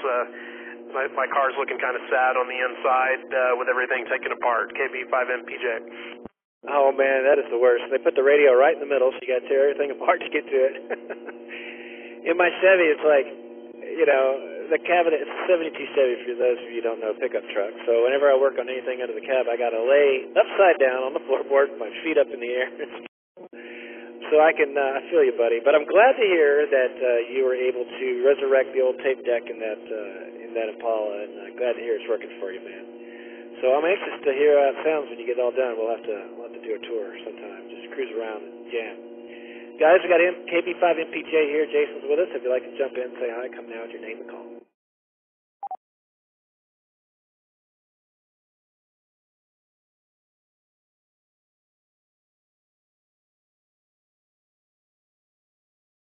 All right, nothing heard. Well, guys, keep an ear out on Discord for Jason and I. Will be doing a Parks on the Air activation at the South Llano River State Park on Halloween weekend, the 27th, 28th, 29th. We're going to be taking the old camper van out that way and set up the dipole and see if we can't work some Dateline pileups. So keep an ear out for us Halloween weekend when we do Parks on the Air. We'll announce it on Discord too. All right, Jason, have a great weekend, and we'll catch you later on down the log. Philip, AC5 Golf, Alpha Charlie 5 Golf, sir. You with us out in Del Valley? How are things? Hey there, Ray. I'm doing good. Just looking forward to that eclipse coming up this weekend. Gonna go out there and try to watch that with the kiddos. and started a new job recently, so that's kept me busy and off the air for a while. Still adjusting to a work from home position and managing that and my time wisely, so to say. But yeah, it's been good. Not too much else going on. AC5G, back to net. You know, you got to admit, working from home is kind of nice to be able to cut the grass during the week and not have to do it on the weekends, right?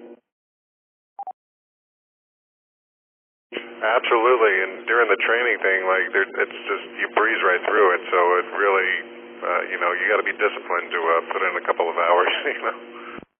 Yeah, that's for sure.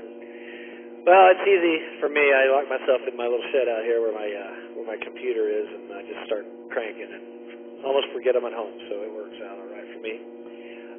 Guys, Philip is our main guy when it comes to the testing sessions after meetings. He's been pivotal in arranging all that and getting all the tablets together and everything, and so we really appreciate the work he's done with that. And I'm sure he'll be spearheading it again for us here in a couple of weeks at the meeting. So if you'd like to jump in and say hi to Alpha Charlie 5 Golf, come now with your name and call sign. BBS. Go ahead, Rusty. Hey man, good to hear you on the net. I was beginning to think you fell off the world. Looking forward to seeing you at the meeting and maybe on a fox hunt or two. Indeed, yeah, I'll have to show up to the meeting and pretend I know what I'm doing as secretary. So we'll see you guys there, and look forward to everyone getting their testing done as well. AC5G, back to net. All right, anybody else got anything for Philip tonight before we let him go?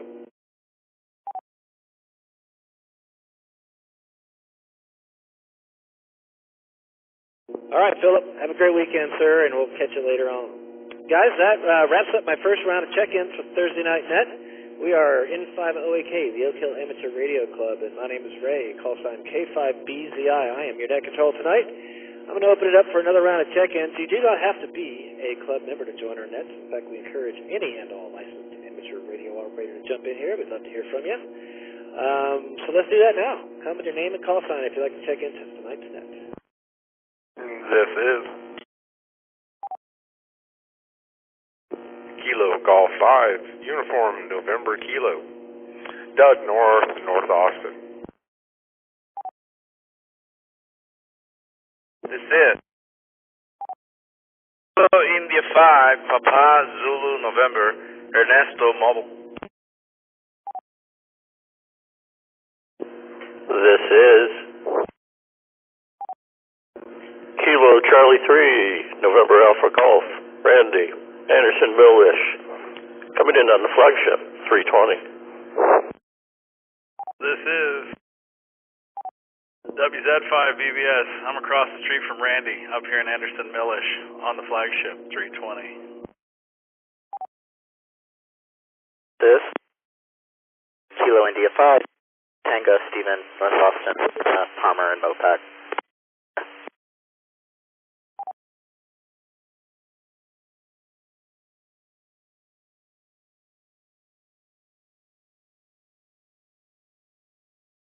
All right, anybody else?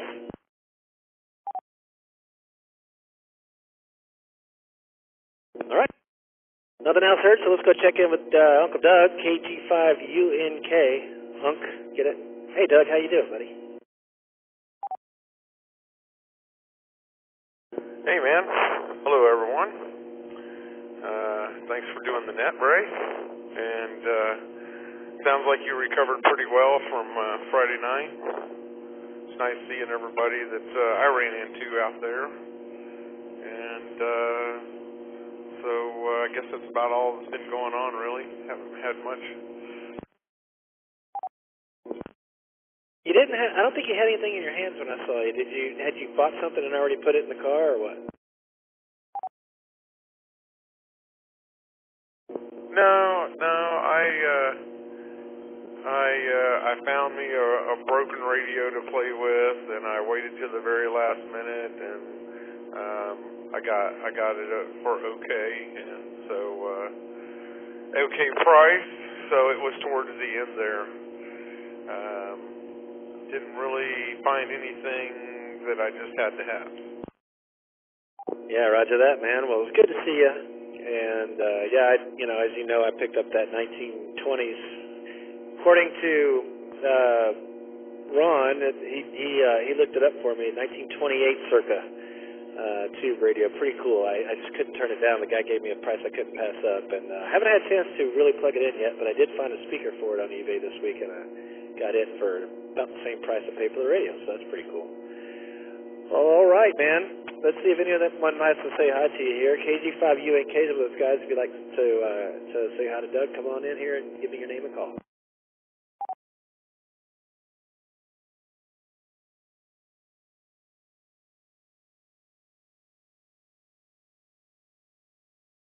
All right, nothing heard. Well, man, we missed you on Tuesday night. Maybe we'll catch you next time. Until then, take care of yourself, and we'll catch you right on down the log. Next on the log is Ernesto, KI5 Papa Zulu November. Hello, sir. What's going on? This is KI5PZN.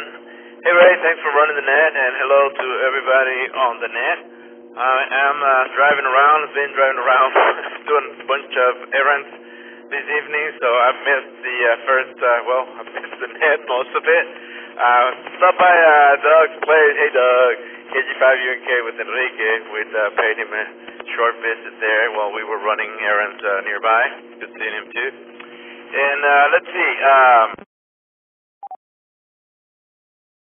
Milton, that was fun, had a good time. Bumped into a bunch of people that it's always fun to see, and that's about it, man. Just doing all kinds of other things, not radio related, so hopefully we'll get more time for radio soon.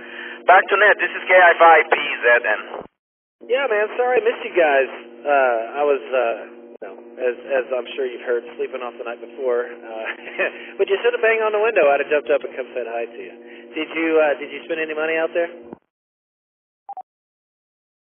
No, I did not. I didn't buy anything, things. I was looking around for stuff that I didn't need, but at this point I'm actually, just thinning the herd on all of the stuff that I have, trying to get rid of. Because I know I haven't been in hand for that long, but I've accumulated a bunch of junk, so I'm in the process of cleaning up all of that, man. Back to that. Right on, man. I hear you. Yeah, I'm going to have to get a bigger shed. Alrighty, guys, we got Ernesto here, El Vice Presidente, KI5PZN. If you'd like to jump in and say hi, come on now.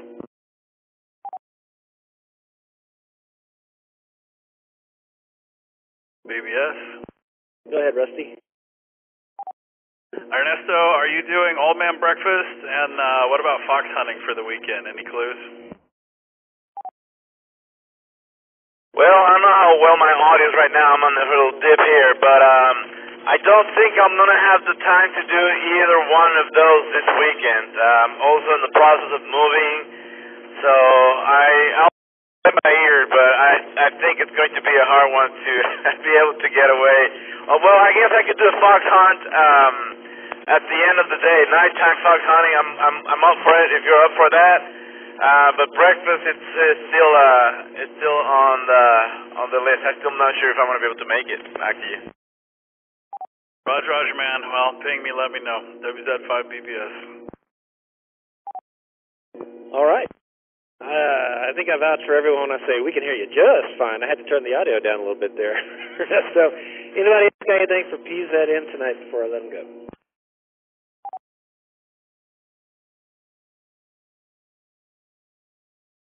All right, Ernesto, be careful moving around out there, buddy. Watch out for the other guy. We'll catch you later on. Next on my list is the first of the Millers, the Anderson Millers, KC3NAG. Randy, thanks for doing the news tonight. Really appreciated it.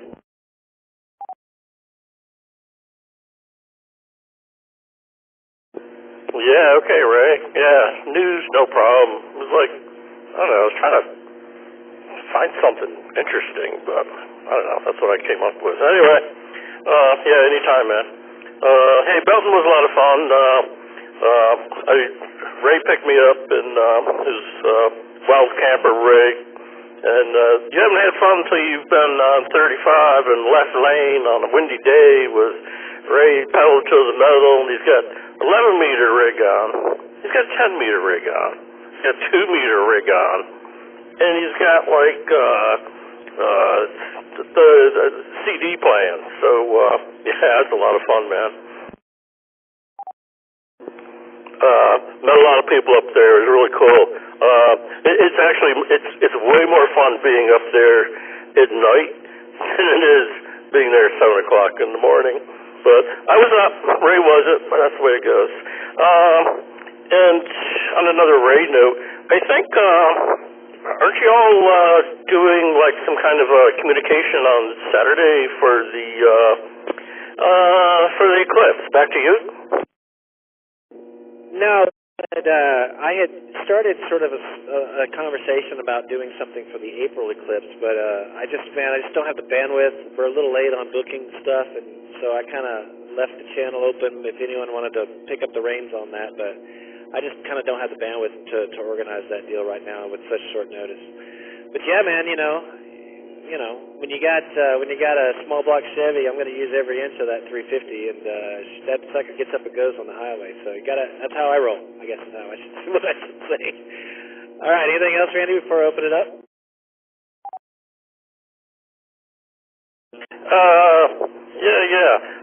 It was probably some other people that we were talking to that actually were doing something this weekend, but you had mentioned doing it in the spring or next summer or whatnot too. So yeah, cool. Because I know there's actually people doing that, and I'm very curious to see the results. Like that'd be really cool. The only other thing is like 2 Meter Tuesdays. I stuck my little 2 meter Yagi up. I found some coax that I had, and surprisingly, I heard y'all worse than I did on my Slim Jim that's up 30 foot. However, I attached my Yagi to an aluminum extendable pole, and maybe that's causing a problem. Yeah, I would think so. You were probably transmitting through the whole pole and everything. Yeah, I mean, what was interesting was like the SWR was like 1 to 1, okay? And I had my radio cranked up to 50 watts, although it's not where I started, and it would transmit.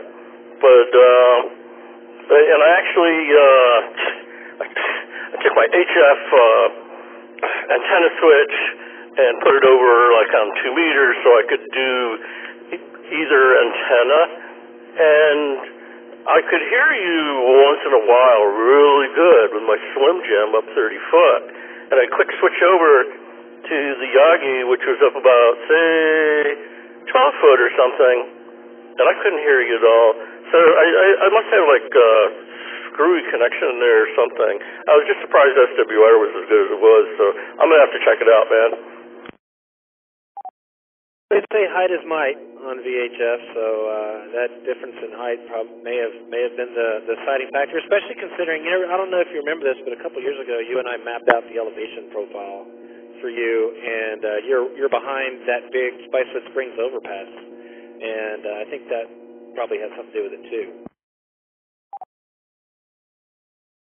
Yeah, well, I mean, I keep all that in consideration, and I did wonder, it's like, the height is might, and it's like, geez, I mean, like, so I've got a Yagi that's like, 12 or 14 foot in the air, but my Slim Jim, like, outperforms it. Like, I don't know, it just struck me as weird, man, but I don't know, I'm going to have to go through it. Maybe there's something wrong. I don't know. If anybody, but if the aluminum pole is an issue, please tell me now. Yeah, let's open it up. Anybody got any comments on this one? Come now at your name and call.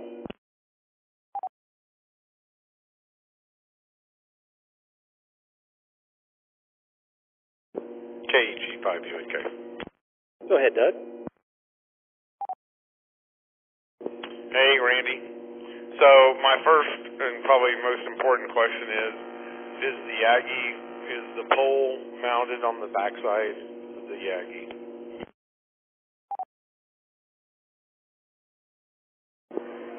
Well, yeah, I guess. Like, it's a handheld Yagi, okay? So, like, you can touch it. It's, the feed line's insulated from the aluminum frame, but yeah, so I've got, like, the handheld part attached to the top of the aluminum pole, if that makes sense.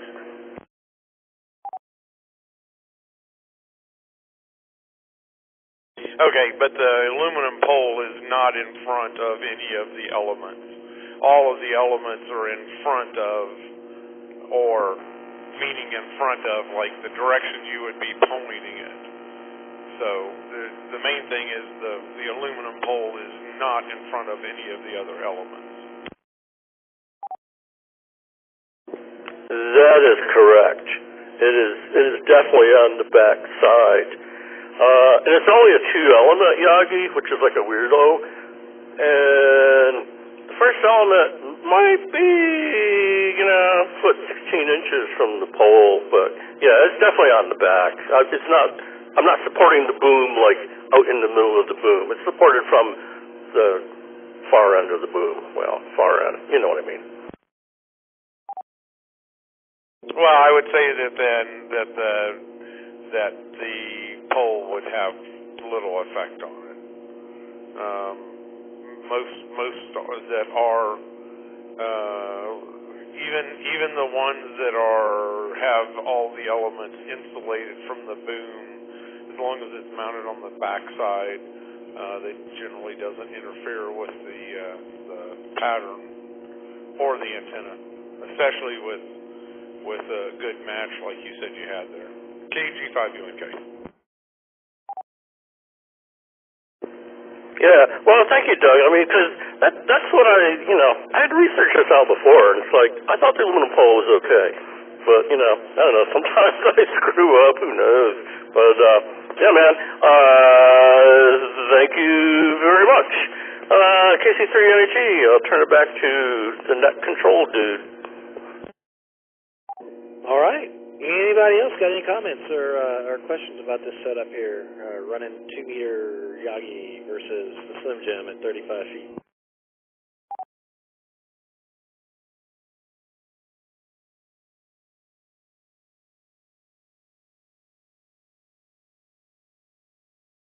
All right. Nothing heard. Well, man, I still got that big Yagi earmarked for you, so when I can get a chance to get over there and climb that tree for you, we'll get that sucker up there, and you'll be in no problem. If that's still cool with you. Yeah, man. I mean, I know that's a given option, but it makes it hard for me to do anything with if I needed to maintain it or something. But, hey, I've got this, and I need to try this because, I think that's the antenna game, man. So, yeah, I mean, you're in my back pocket. Back to you, man. Yeah, roger that. And we can try to get that 2-element up higher, too. But again, I got this one for free, so, it's just collecting dust in my storage facility, so might as well get some use out of it. All right. Anybody else before we let him go? KC3NAG is here.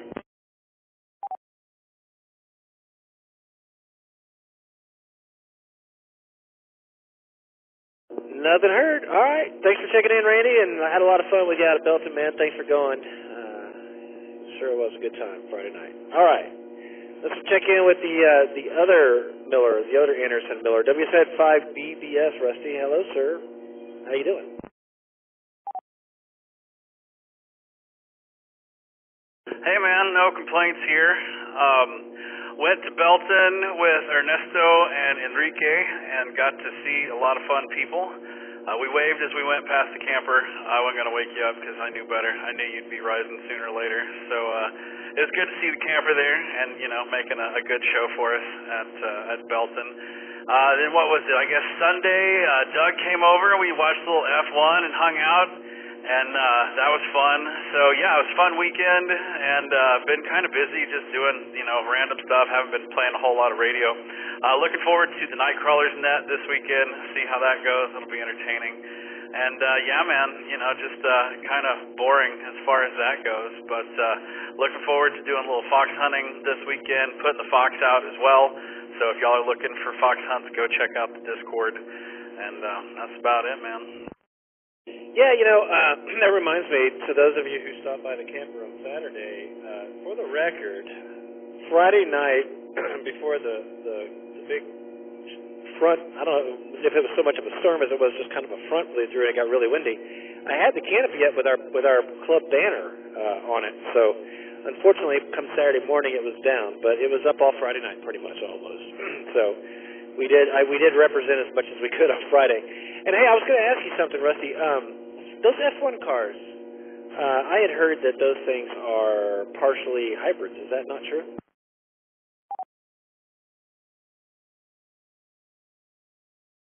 Yeah, they're battery and gas. They've got all kinds of fun stuff. Regenerative braking. It's the engineering behind those cars is absolutely cool.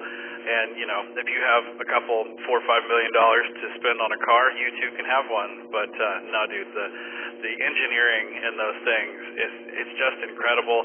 And they've got it down to, you know, how many pounds your fat butt will weigh down to the tenth of a mile. Like, it is just, I don't know, the numbers in F1 are incredible because they're literally fighting for tenths or hundredths of a second. Like, it's just, I don't know, it's mind-blowing. Yeah, that's awesome. Okay, that confirms what I had heard, so that's good to know. Someone questioned me on that the other day when I mentioned that those cars were hybrids. I'm like, no way. I was like, yeah, that's what I heard. But yeah, if I had multiple millions of dollars to buy a vehicle, I'd probably buy myself a B-17 and park it in my driveway so I'd have something real to power my old military radios versus trying to spin up a dynamotor on nothing like I do every winter field day. All right, guys, let's see if anyone's got anything for Rusty tonight. WZ5BBS is here, guys. If you'd like to shout at him, come on now with your name and call. NAG. Go ahead, Randy.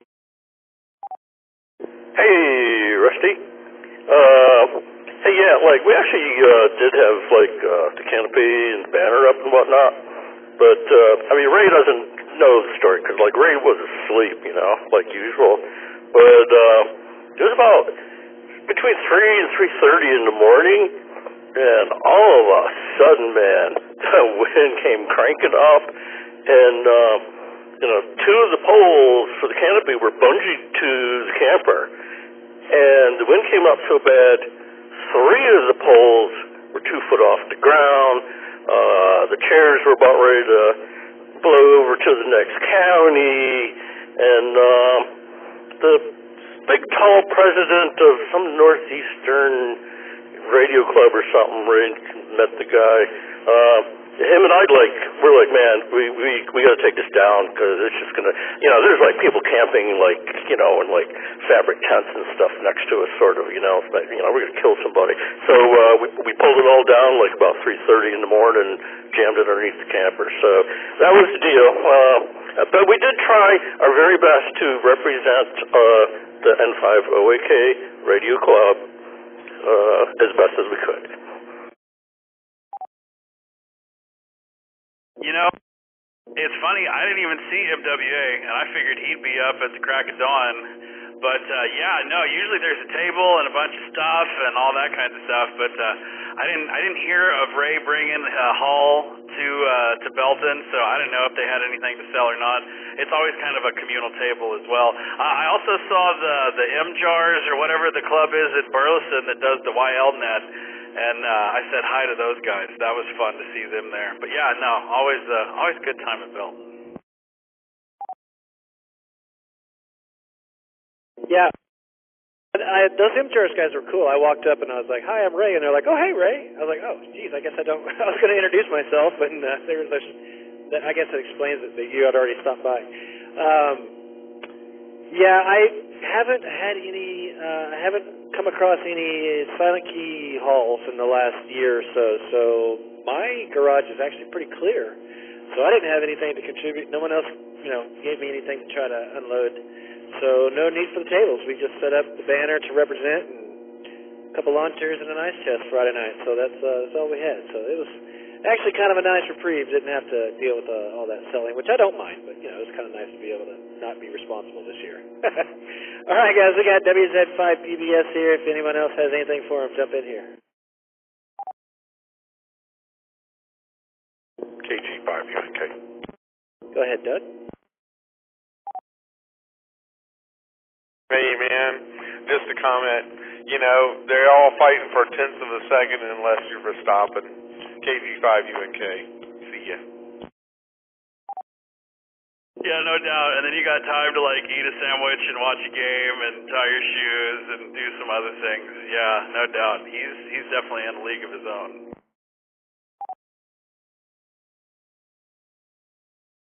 Anybody else want to jump in and say hi to Rusty? Come now.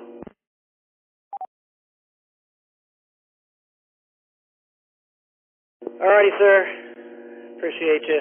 Sorry I missed you, but we'll see you at the meeting. Have a great weekend, Rusty. WZ5BBS 73. Next on my list is Steven. I did see Steven out at Belton last week. Steven, did you want to buy anything? KI5, KAT. Jump on in here. Yeah, this is KI5KAT. Yeah, I bought about 5 P25 radios, handhelds, each for $5 a piece. UHF, it works with the system that we just put up. Speaking of that system that we put up, we just completed getting all of the bits and pieces together, working so that trunking actually works and we're not stuck with a voice on control setup. Let me let it drop. So yeah, that's hosted over at PMA and at UT, and coverage is pretty dang good all across the city. So if you've got a UHF P25 radio that you want to play around with a little bit of trunking on a pretty big network, you just give me a ring. Back to Nat, KI5KAT. Roger that, man. What repeater are you coming in to us on now? KA5D, so 441325. Yeah, I was asking because we could hear the APD system buzz over you in that last transmission. We could hear everything you said, but it's funny you can hear that. So those of you who are wondering what that buzz was, that's the KA5D system is on the same tower as a bunch of APD trunking stuff, and it occasionally interferes with the signal. But anyway, man, I'm glad to hear that you were able to make a good deal out of Belton. That sounds like one, so that's pretty cool. And glad you got the repeater up and running. I know you were bragging about it Friday night, and it's interesting stuff. So I'm glad you got it done. That's cool. Looking forward to dabbling in that a little bit. Guys, we got KAT here with us, KI5KAT, and he just set up a trunking repeater system up in downtown Austin. So if you'd like to jump in here and ask him all about that stuff, come in now with your name and call.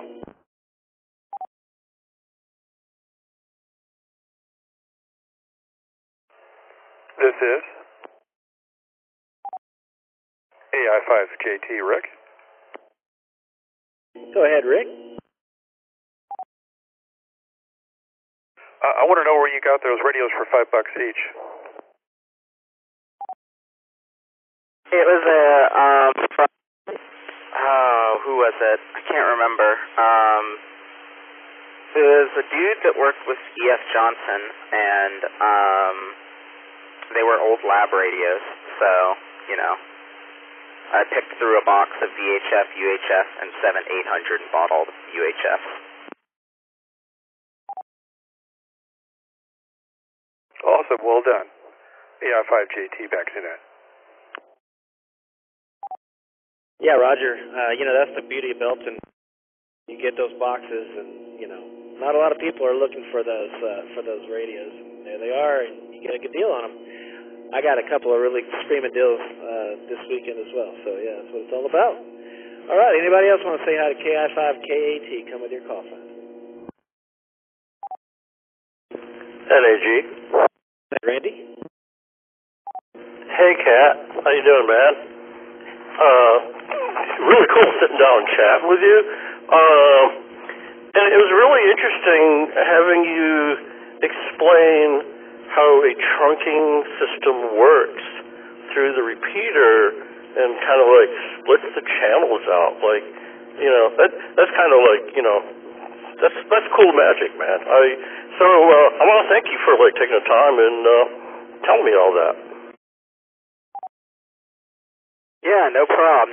Yeah, another thing I can't believe I forgot to say this, but yeah, we scored a 5-channel combiner and RX multi-coupler for $300 for our system. We don't know if it works, but we will see. But that's one of those things that we needed so that we could only run 2 antennas.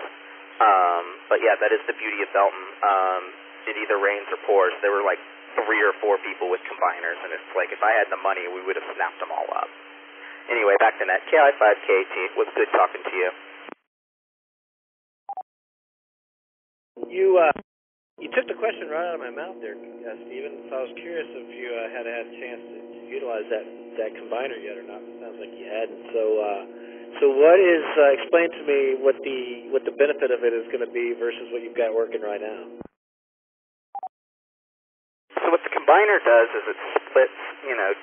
Normally you have to have to use a repeater system. You have a duplexer, TXRX, one antenna for TXRX. For a combiner, you instead are splitting it TX and RX down the middle. So it's basically circulators and filters that basically pass the RF through the whole thing. I don't know how the electricity and stuff works on it. Let me let it drop. If somebody else wants to explain how a circulator works and how combiners actually work, it basically combines all the TX signals into one cord that then goes out to the antenna. And then a multi-coupler does the same thing, sort of, but with RX. So you need both so that you don't have to have 5 antennas. Okay, roger that, man. Appreciate the explanation. Cool. All right, well, guys, we're going to let him go. If no one jumps in here, KI5KAT is with us. If you'd like to jump in and say hi, come now with your name and call.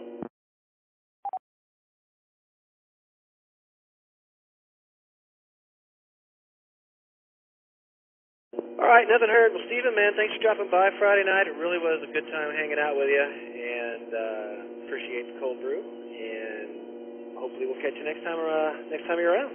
And good luck with that project, man. It sounds pretty awesome. It's definitely on my list of another rabbit hole to go down with radios and stuff. So I'll be there one day. All right, guys. Well, you're listening to the N5OAK Thursday Night Net. We're the Oak Hill Amateur Radio Club, and I'm Ray, call sign K5BZI. I am Net Control. We are at the bottom of the list, and I'm going to open it up, see if anybody else wants to check in tonight. If you'd like to check in tonight's net, come with your name and call sign, please.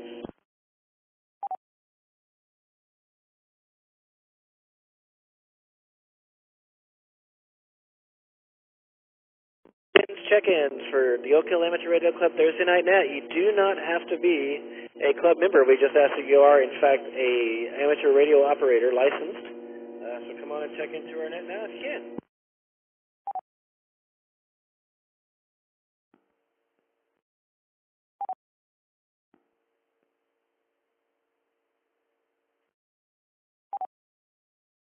I hear somebody keying us up, but I don't hear any audio. You want to try it one more time?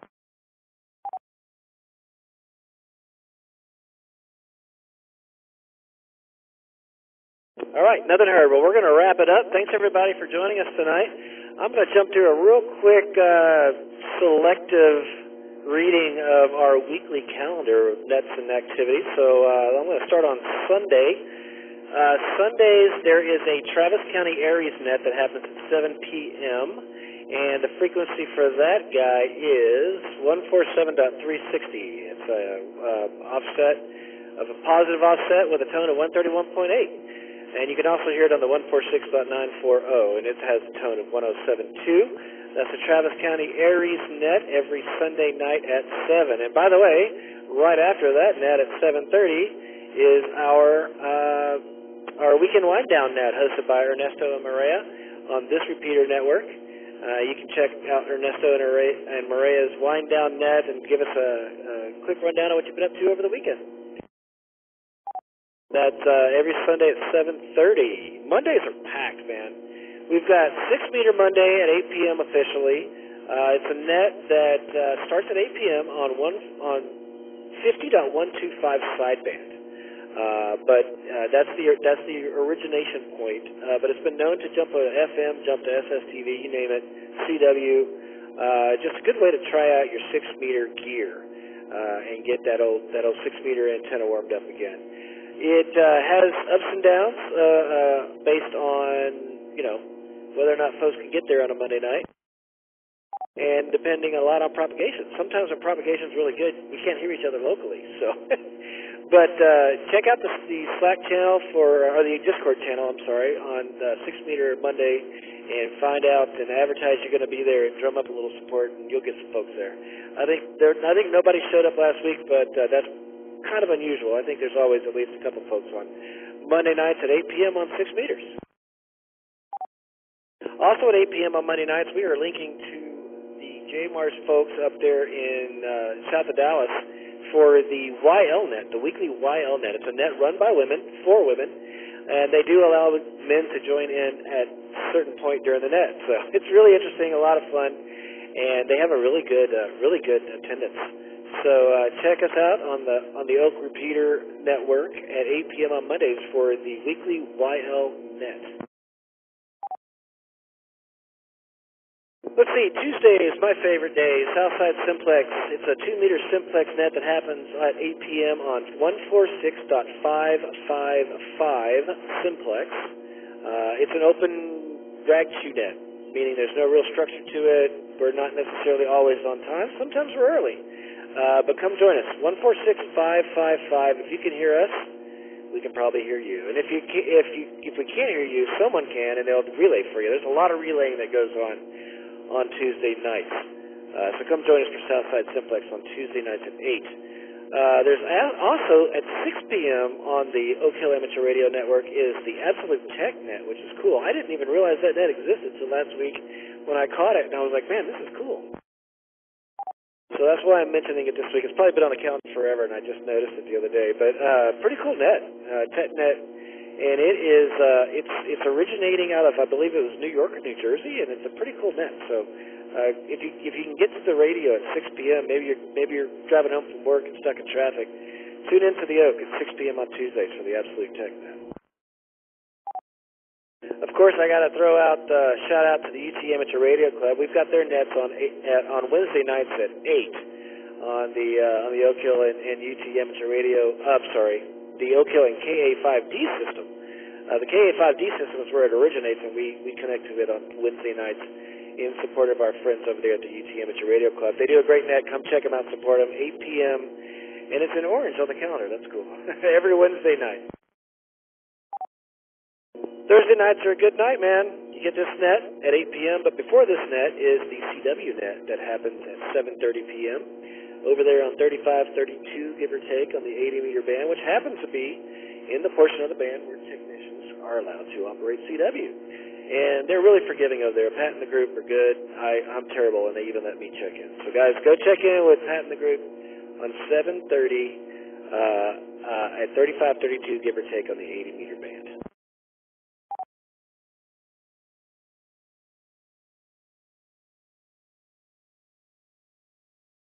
Sorry, I had to turn my record over. Okay, Fridays, Amateur Radio Newsline at 6 p.m.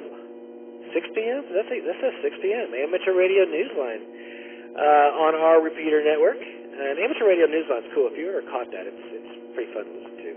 And it looks like we are broadcasting that at 6 p.m. on Fridays. Also, the last Friday of every month, Ernesto, KI5PZN, is going to be co-hosting a net at somebody's shack. So, it's a lot of fun. He's done a couple already. I was fortunate enough to be able to hang out with him in KC3NAG a couple weeks ago, and we had a ball. So, Ernesto's a lot of fun, and if you'd like to host a net with him at your shack, reach out to Ernesto on Discord or via email. I'm sure he's good on QRZ, and he'll throw you on the calendar. It's the last Friday of every month, and it sure is a lot of fun to listen to. So be sure and join us there at 7 p.m., the last Friday of every month. All right, the last day I got here is Saturday, and there's a lot going on that.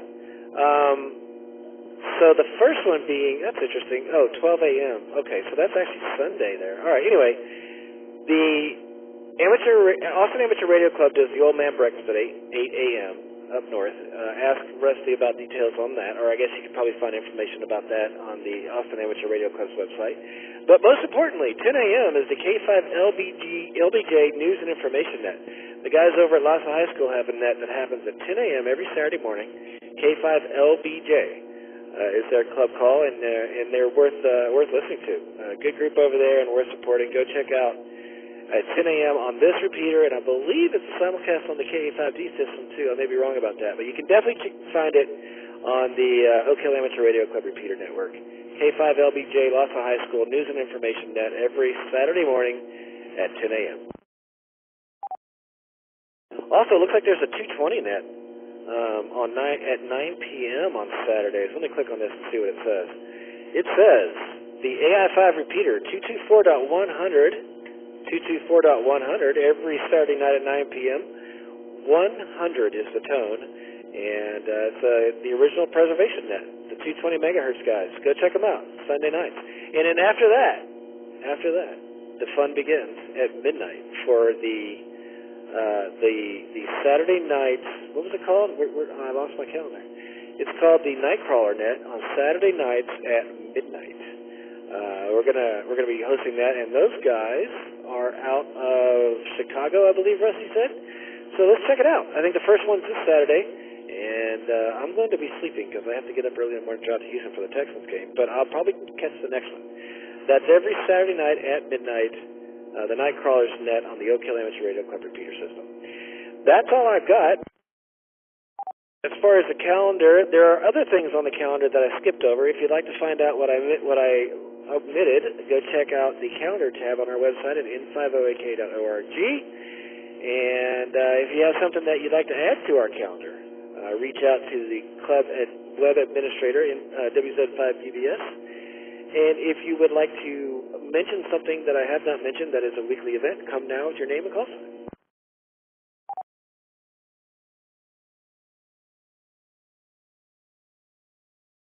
All right, nothing being heard. I'm going to go ahead and wrap this thing up. It's been a blast, guys. This has been the N50AK Thursday night Oak Hill Amateur Radio Club Thursday night net. We are here every Thursday night at 8 p.m. My call sign is K5BZI. My name's Ray, and I want to shout out to Steve KI5UKF and Randy KC3NAG for being my backup net controllers and offering other material tonight, as well as Sky N5LX. And Rusty WZ5BBS for their contributions, as well as everybody else who joined us during regular check-ins and contributed to the conversation. It's been a blast, guys. 7-3, and we'll catch you next week. For the N50AK Amateur Radio Club, this is Ray, K5BZI, and I now return this frequency to regular amateur use.